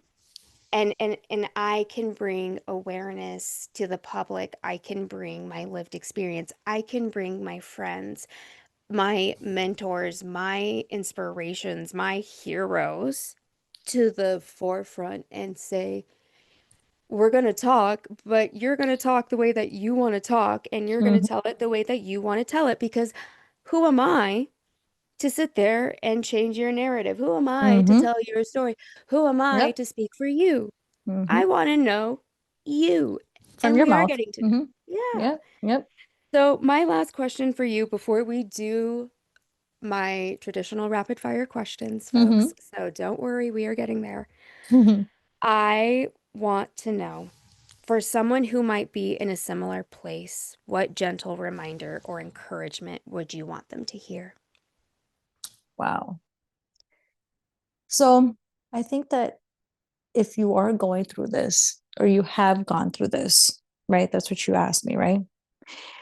Um, I want you to always remember that I think I said it in the beginning. God gave you this because he knows you can handle it. Now, you need to stop and think what you're going to do with this situation and how you're going to go about it. But don't ever forget God gives you what you can handle. He will not give you something you cannot handle. You may not know at the moment why, but you will find out why in the future he gave it to you. And today I can say, oh, I know why he gave it to me. He needs for me to speak. He sent me down here to go through this. Unfortunately, would I go back and change it? Nope, I wouldn't change a thing. I'd go through all over again just to know where I am today and what my path is here and what he's gone to me. And it may listen, maybe some of the audience and the listeners are not, you know, they're not religious, but spiritually, whatever, whatever you guys believe in, just know that that person or that God or that spiritual only gave you this because this is your path and this is what he believes that you can do something with it, but you need to go through it. And when you are set and done, best believe good things will come your way. Good things will come your way. Mm, that's so Hmm? beautiful. It's Thank you. short, but it's the truth. It's very short. This is what it is. This is what I believe. God gave me what I can handle. And I always thought it like that. And that's it. And now here I am today. I'm like, oh, I know why, you know? So Yeah. mm-hmm, Oh my gosh. mm-hmm, Marina, thank you. Thank you so much for just everything that you have shared. Like I said, just hearing it from you, coming from a place of vulnerability, but empowerment and finding your voice and watching your journey unfold is truly just not only the most remarkable thing, it's an honor and a privilege to be just a little bit a part of that journey and being able to put this out into the world and make sure you are uplifted and amplified because your voice is strong. You are strong. You are a warrior. oh my God. Well, it takes a tribe, like I said, to be this person. So I wouldn't be this way if I didn't have people like you that listen to me, Thank that you. believes in me, and that went through the same experiences as almost as I did. And we are in that level of Hmm. wanting to bring a different narrative to this Yeah. generation and to the next Yeah. generation. Hmm. So I have to say, and like I said it before, it's my honor. When you answered back, I'm like, "Oh," she answered. Oh my God. She thinks she knows I'm real. So it's it's No. it's really my honor to be here and to be a part of this awesome platform that you have, Mm. and just to be also, even if you didn't put me on the platform, just to be talking to you is so amazing. Like I said, like you're and I don't want to say anything Randy out there if you're listening, but you're like you're it's a therapy session, Uh, and I love it, I truly do, I really really do. So really I have to say thank you from the Thank you, bottom of my Marina. heart. Likewise. And I just want to also quickly take a moment. and uplift Virginia. Oh my God, she deserves it. She deserves it. Such a beautiful soul. I I don't even know if I have the words to go there. But I just want to make sure that where you really uplifted her in your story and recognize what she truly did, not Mm, just for the survivors, you and the countless many, but for survivors everywhere. mhm. And making sure that we honor her legacy. She We will be all honored forever. She is history. This is history Mhm. in the making. You are history. I And hope I good hope history. Mhm. you are on the right side of good, Marina. And what you are doing takes so much courage and takes so much bravery. And I don't take that for granted at all. And which is why when you reached out, it was like, oh my gosh, she reached out to me. To me. She wants to be on my podcast. I know I'm on a hiatus, but she wants to be on my podcast. Um, I and mean, to push through it because this matters, you matter, your story matters, little Marina matters. Like I said, every version of you matters. And where you're going and who you're going to become, I can't wait because you're on your way there. I don't even know what this project is like that will like fuel so much empowerment and passion, and that's part of healing. And you are doing the duality of it and starting to not only just really do the hard work on yourself and for your daughter, and now to be a single parent and taking that and saying, no, this is my narrative. This is what I'm doing. This is what I'm owning. This is who I am. This is why I'm here. So recognizing that you are a part of history alongside Virginia and the countless many survivors, Lisa, I mean, just Jess Michaels, I mean, just yes, yes. the list could go on and Hmm. on. Yep. But as my dear friend Lauren says, a heart feels a heart, and that's what it boils down to. And that's why I've connected with so many beautiful souls who I just recognize and validate their pain and their exploitation and their abuse, their trauma, the media shithole that it is, and the Hmm. comment sections, and having to tune all of that out while still raising your head high and still showing up and saying, I'm me. Yep. I know I'm not perfect. I know I am broken. I know I've made mistakes, but I'll be damned if somebody thinks that they're going to own my narrative. And bully Fuck me that. around. Exactly. And I'm not going to have it. And I'm not going to do it Hmm. because I'm not going to let my daughter's generation deal with that either. Hell no. Hell no. Because I know how toxic the 90s, the 2000s were. And I Mm-hmm. grew up on the opposite side. I grew up in privilege. I grew up in Park City, fucking Utah. I had Sundance in my backyard, every Hmm. festival. I don't have the reality of what you lived. Hmm. I lived a very different privileged life as a brown child. And I Hmm. know that and I recognize that, which is why I'm trying to do more and then some because I know, but doesn't mean I wasn't dealing with trauma, doesn't mean I wasn't being abused, doesn't mean that I I was know. dealing with shit because I was still a brown girl. I was still a curvy brown girl. I was still a talented dancer and cheerleader, and I threaten people like I still threaten people today. I know that. Hmm. Hmm. And I see that in you. And I know you're on that pathway. And like I said, this is just, it is so beautiful that we have spent this time together. So I Your want to story make is sure. pretty crazy. And And I, now I'm connected why I saw that half an hour tribute. Now I just connected the dots. I didn't know. I didn't know. And now I know. And wow. oh my God, Marina. Wow. So, Marina, I yeah. didn't know. I didn't know. I thought it was somebody else's story. I didn't know. But now that you're saying everything and I'm going back and I'm like, holy shit. You've been through some fucked up shit too. I never got to hear it from your mouth. Now I understand why. Because it's some fucked up shit. And I had to look up some of the names and I'm like, oh, these people are still around, Oh yeah. very Oh much yeah. around and successful. Mm-hmm. Mm-hmm.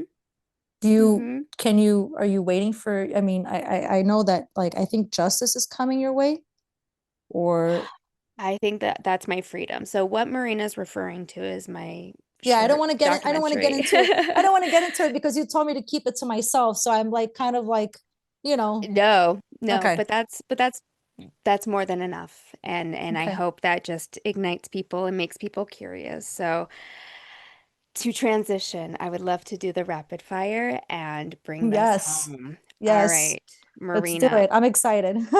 what is a passion of yours? My daughter. She's my Mm, passion. She's my everything. I want her not to be, I don't want her, I always tell her, you're not going to be like me. You're going to be better than me. I'm going to guide you to be better than me. My passion is definitely my daughter. That's my passion.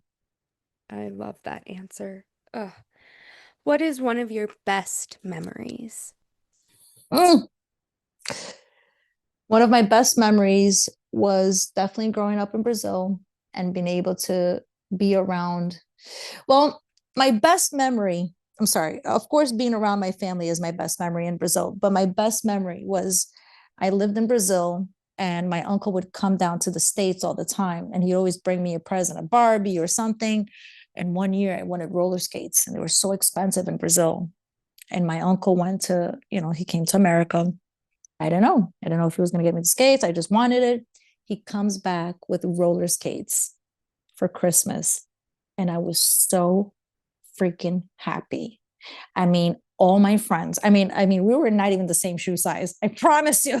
We would be at one end of the street and they would be at the end. They'd be like, let's go, like, come. Like I'd come with the roller skates, and I couldn't do it well. I'd take them off. My other girlfriend would put them on. She'd go back and then we'd run back so that, Ugh. and it was Christmas. It was Christmas Eve, the 24th. I was 7 years old, 6 years old. It's crazy how I even remember that. It's one of my best memories. I mean, we had so much fun just with those roller skates, and it meant everything. Those roller skates to me, is really one of my best memories, I have to say. I love that. Thank you for Hmm. sharing that. That was Of beautiful. course, yeah. What's a goal that you are working towards right now? Oh, I like that question. Woo! I want to, I want to empower women and also um, give them the confidence back Yeah. of being a woman and not being a vulgar woman and not being a woman that just knows how to have sex and that's what they're good at. Mm, Okay. Let's bring it back, everybody. Okay. Not only I want to help people be aware of abuse and prevent it, yes, but we need to come back and just be more women and just be real women and calm down and tone it down. I want to bring women to a place where they are comfortable with their bodies. They don't need to change anything. They just need to have a brain. Like we need to go back to that, guys. We need to stop shaming ourselves and stop looking at what the next girl looks at and looks like, and just be comfortable with yourself and know that, like, whatever you're thinking and however you think, you are smart enough, you are intelligent enough to have a man in your life. You do not need to be half naked and go over here and having sex with this one, having sex with that one. We need to change that. That is one of my goals. And the goal is to empower women in that way, to be comfortable in their body and to understand that they are intelligent enough to have a husband or a boyfriend, and to stop these men, these powerful men that have money, that think it's okay to sexually abuse women, and also men that are middle class, poor men, whatever. It's not okay to, okay, give the women that power too, to say no and have boundaries. Like, you don't need to be in a place like, hey, I need to do this. Like, oh my God, what do I do? It's okay to say no. It's okay to walk away, and it's okay to talk about it. Okay. So I think those are my two main goals. I don't have only one. I have many other, but those are my two main goals. Love it. Thank you for sharing. Yes. Now, what is one thing you wish you had known when you were younger? Wow. I wish that I had known that I had the power um to say no, to say no. Yeah. And that's what I'm out here trying to do. That it's okay to say no. You're not going to be labeled as, oh, she said no, like she's a prude, or whatever you think that people are saying, or the peer pressure to set boundaries.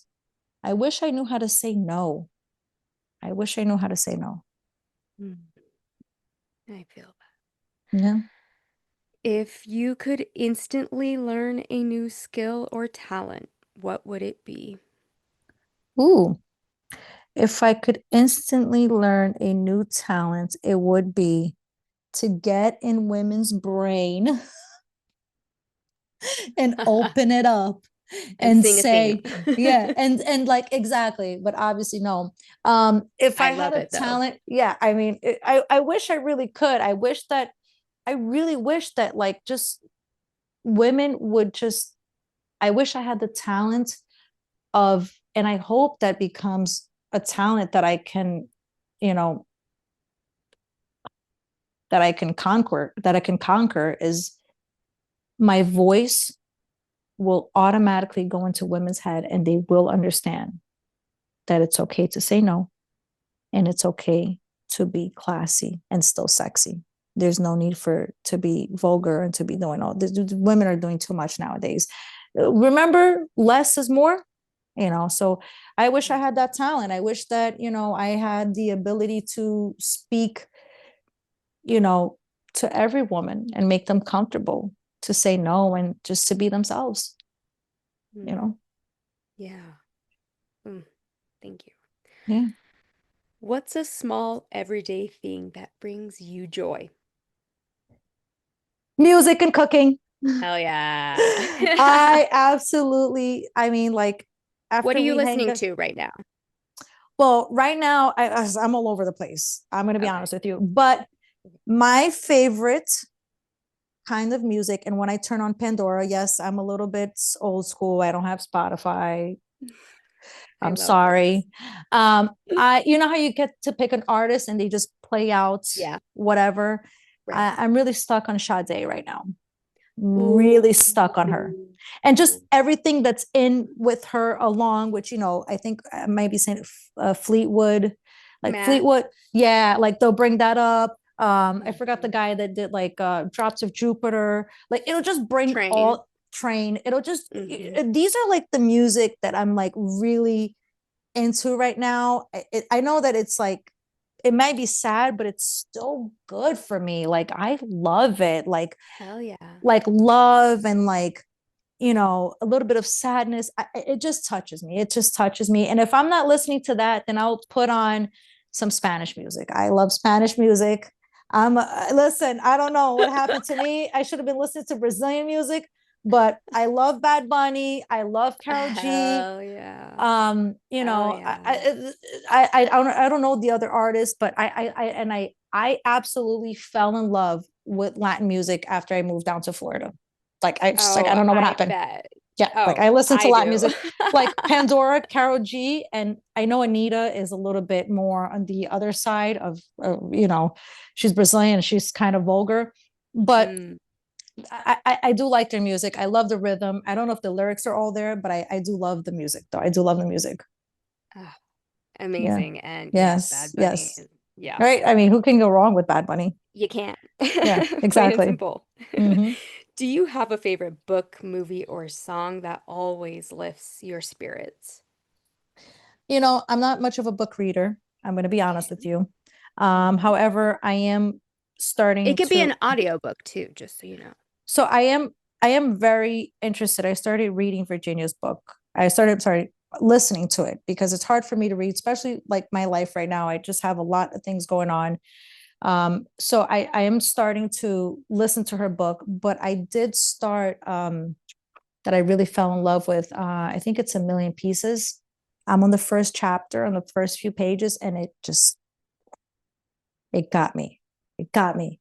But then I had to leave to New York. I had to, I had to do things, the emails, this and that. So I kind of came out of it and I started going to Virginia's book. So Virginia's book in the beginning, Virginia Guffrey's book in the beginning is fucking already insane. So I can't even imagine after I get through the beginning, you know? So yeah, Wow. yeah.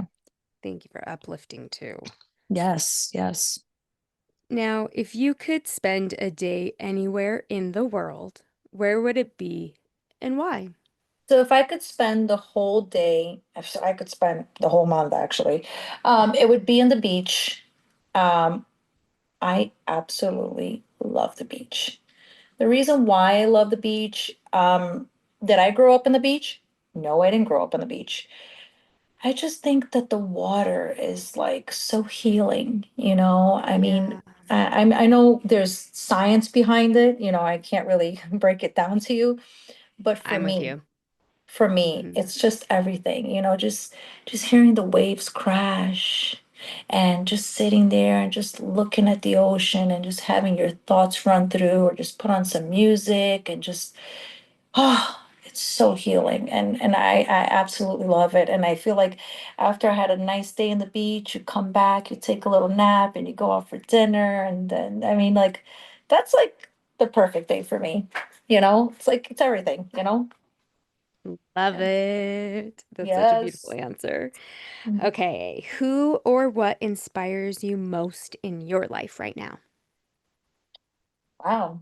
Um, so it's actually two people.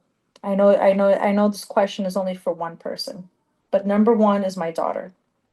I really, I think I live my life based around my daughter. And it might be sad, Mm-mm. but she inspires me to be a better person and to accomplish and to do things that matter.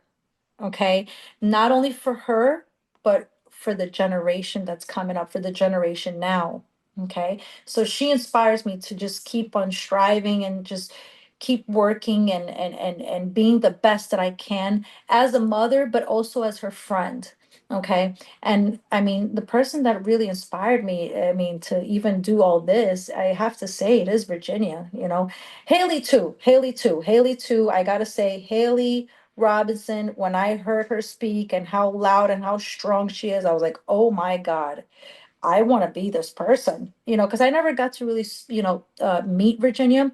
But when I went to her memorial, I was like, wow, not only was this person strong and outspoken and was like, out here fighting for us, but she was a beautiful person. I never got to meet her. Just hearing the words out of Sky's mouth, her brother and her sister-in-law, and Sigrid, which is her lawyer. And I'm like, and then, I got to hear also from my lawyers, which is Brittany and Brad, and I'm like, holy shit, this person not only is strong and has been fighting for us, but she's a beautiful person, a beautiful soul.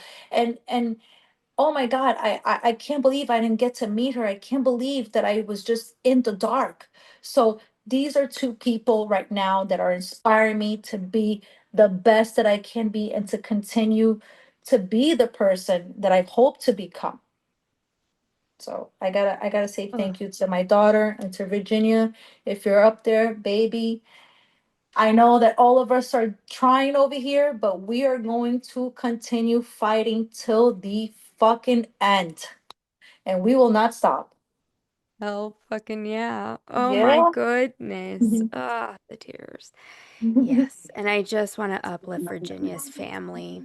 Um, Truly, just what they're doing is so admirable, but also understanding where they are at on that healing Mm, journey. It's so fresh and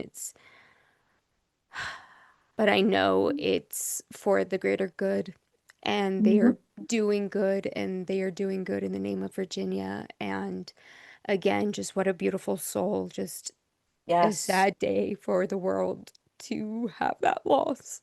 Hmm. It is Uh, it is still sad till today that we have lost this beautiful soul, but I always like to think like this. I feel like she's right next to me right now. She yeah, is right here with me. I mean, I just got chills saying that because I know she is beside us all the time when we're together, when we are separate. I mean, she is with us. And I know she's looking down and she's like, man, you girls are so fucking ill. You guys are hmm, so cool. You're so badasses, all of you, you know? Um, and I know she's proud of us. I know she is. I know she yeah, is. oh So yeah. God bless her soul. And, God bless Sky. God bless Amanda. And, God bless obviously her other brother and her sister-in-law, which I really didn't get to know them that well.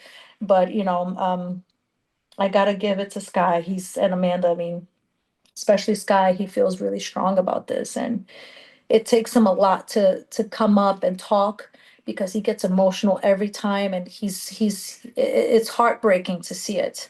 It's Exactly. almost like you want to go there and you just want to hold him and Amanda. Hmm, You want to hug them and hmm. you want to be like, it's okay. We're going to continue doing her job. You're not going to be alone in this. We're going to step in, and hopefully other survivors, which I think, coming up in the Capitol, there's more people, more girls have came out. So I, Yeah. I know more girls are gonna come out. We're not gonna be, we can't be silenced. We need to stop that too. Let's, come on, guys, let's go. Let's stop hiding in the dark. Let's let it out. There's nothing to be ashamed of, There's nothing. So yeah. Mm, solidarity, that, and Yep. just it is true. You are warriors, every single one of you, even those who haven't found that That light to ability come to out. speak Yes. yet, Yes. and just recognizing that yes, there are Mm-hmm. strength in numbers. Mm-hmm. You're not alone, and there are Mm-hmm. a lot of survivors behind survivors, and that's truly just the beautiful part of this community and watching the community grow that I build around this podcast and in my own personal circle. Like, truly, just my heart is so filled right now. Just hearing your answers and acknowledging your daughter, and just again, the drive that she puts behind you, but it's also the love. And I hear the love and I hear and I see it in your eyes and I feel that exact thing because it's just there's nothing better than feeling that daughter mom Mm-hmm. love. Mm-hmm. A hundred And it percent. is so special. So I just want to acknowledge that too. Now, last question that I just, again, this is the last question for this interview because I anticipate that we have so much more to talk about, and I definitely want to do that. And at that point, we will probably have cameras on our faces. But I just Oh yeah. wanted to keep this one real intimate and be able to connect human to human Mm-hmm. and let Mm-hmm. us ride through that emotion and That wave. you know Mm-hmm. yeah, because like I said, I love that my guests usually say something to the effect of like that felt like a therapy session or just like Mm-hmm. a great Yeah. release of Mm-hmm. energy and putting it out there. So again, I just want to acknowledge that you are just such a beautiful human, and again, I'm just grateful, honored, humbled, everything else above all else. Like, just thank you. Likewise. Likewise. You know that, right? Likewise over here. Thank you. Thank you. I just, I'm sending you a hug. I am sending you a I'm hug. sending you a hug and a huge kiss. Mwah. Thank Mwah. you. Now, please, what's a quirky habit or fun fact about yourself that most people don't know? I'm infatuated with my dogs, and I find it a little, yeah. Tell me more. So an infatuation that I think it's a hobby that I hope to have, and I hope that I can, I actually had one of the survivors, I shared this with her. I really want to, you know, um, I want to save animals, not only dogs. My first was like, oh, I want to save dogs. I have 4 dogs right now. Okay, and if you let me, I like Four? last night I had a yeah 4. Last night I had a dream that we found a dog. So, a hobby that I have is two hobbies. One, if I can help in my community, if I can serve my time, helping hygiene products, just helping women and going to awareness or um whatever it is doing oh my god, I just blanked out. Doing charity events, fundraisers, like I'm so down to do it. Okay. Yeah. That is a true hobby. Another hobby is giving all these little puppies my love, because I Mm. love them so much and I just want to have more and more and more. So I'm hoping that on the side of my house I have a half acre. I want to open up a little adoption center and just start taking Oh my dogs and gosh. adopting them and saving them, and Mm. hopefully, you know, this is Bella. Hi, Bella. Hi. Oh, oh, She looks look at like a that little fox. face. And I love them so much. I love their kisses. I love Bella their is hugs. I so love their cute. smell, and they sleep with me. They all four Yeah. sleep with me. Okay. Oh, And I love that is this. definitely a hobby of mine. Another hobby of mine is I love to throw dinners at my house. Like Oh, 35 and love plus. this. 35 Oh and plus. Yes.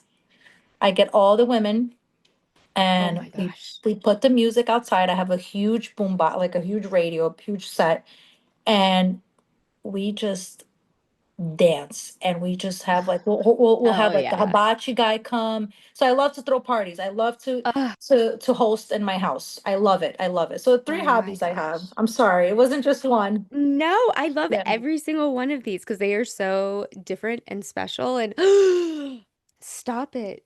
That sounds amazing. it is. Oh, It is. your heart is just so big and I get it. I know the dog love. I have my own who snuck in here finally at some point. But I get it. Aren't Like dogs the best? They're they're so so healing and they're just yes. They're innocent. everything. They don't talk back. Well, They give us I'm love, like, well, mine does. Mine talks back, and mine's a little bit of Oh, a yeah, dick. yeah, yeah. But Mine too. Mine too. Listen, this one here is a little princess, she's oh forget about yeah, it. that And she face. does Yeah. she does talk back too, but it's okay. I'm willing to It's take it. okay. But yeah, Yeah, no, exactly. I'm like, it's fine. This is fine. truly, Yeah, he's my yeah, firstborn, and then I have my yeah, daughter. Like, exactly. truly, that's how Exactly. it was. Hmm.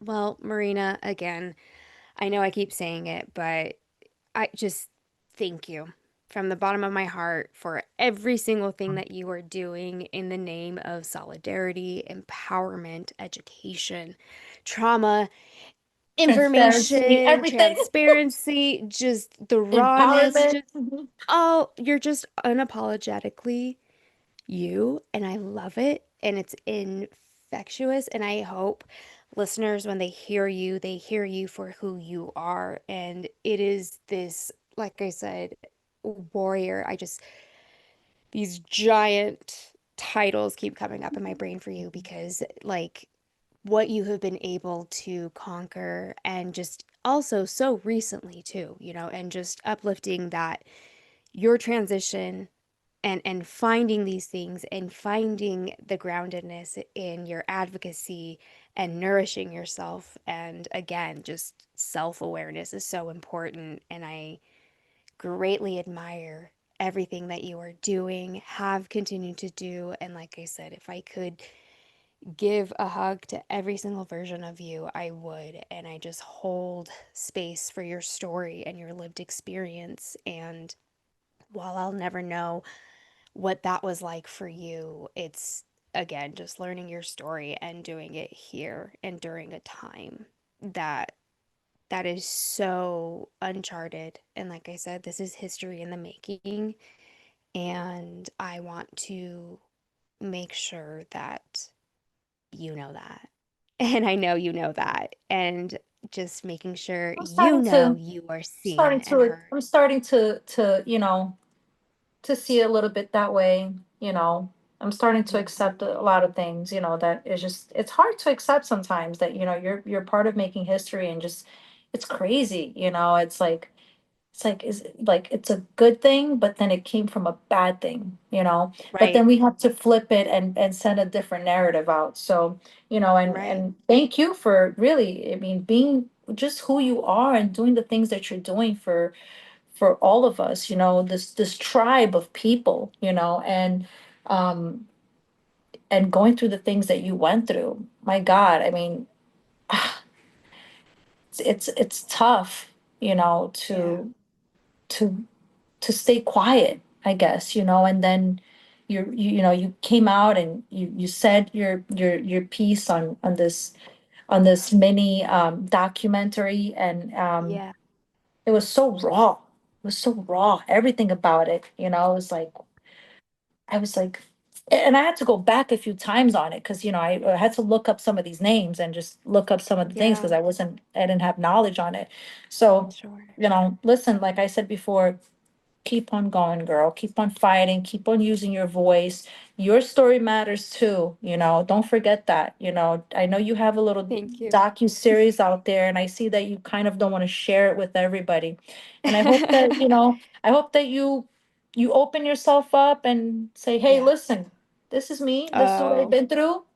yeah. And like me or don't like me. That's And basically but what it means. Yeah. yeah, exactly. Like me or don't like me. But hey, I'm gonna continue doing what I'm doing. And I think that you are a warrior. Okay. And Thank you. I'm just getting there. I'm just baby steps, So You're there, but you're just getting caught up to recognize that you are in fact there. And I promise you it will, and it comes with going through the motions. And while not every day feels like this, because let's be real, it yep, yep. does fucking not. And Mm-hmm. it is a roller coaster. And again, where all of you have platformed, put yourselves on a stage. I mean, watching the press conference, I'm pretty good at self-regulating on my own, Mm-hmm. but there was no self-regulation.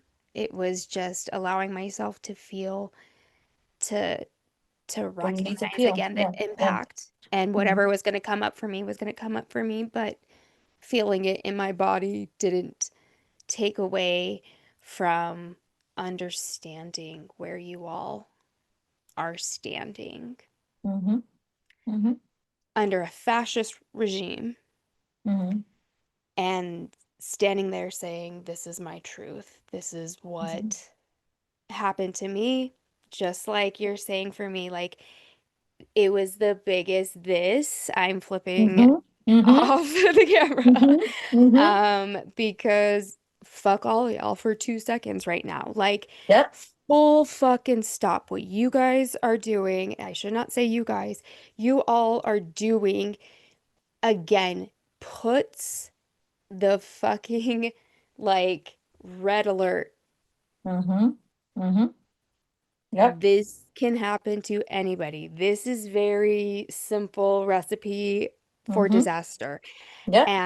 And why do we have a president Mm-hmm.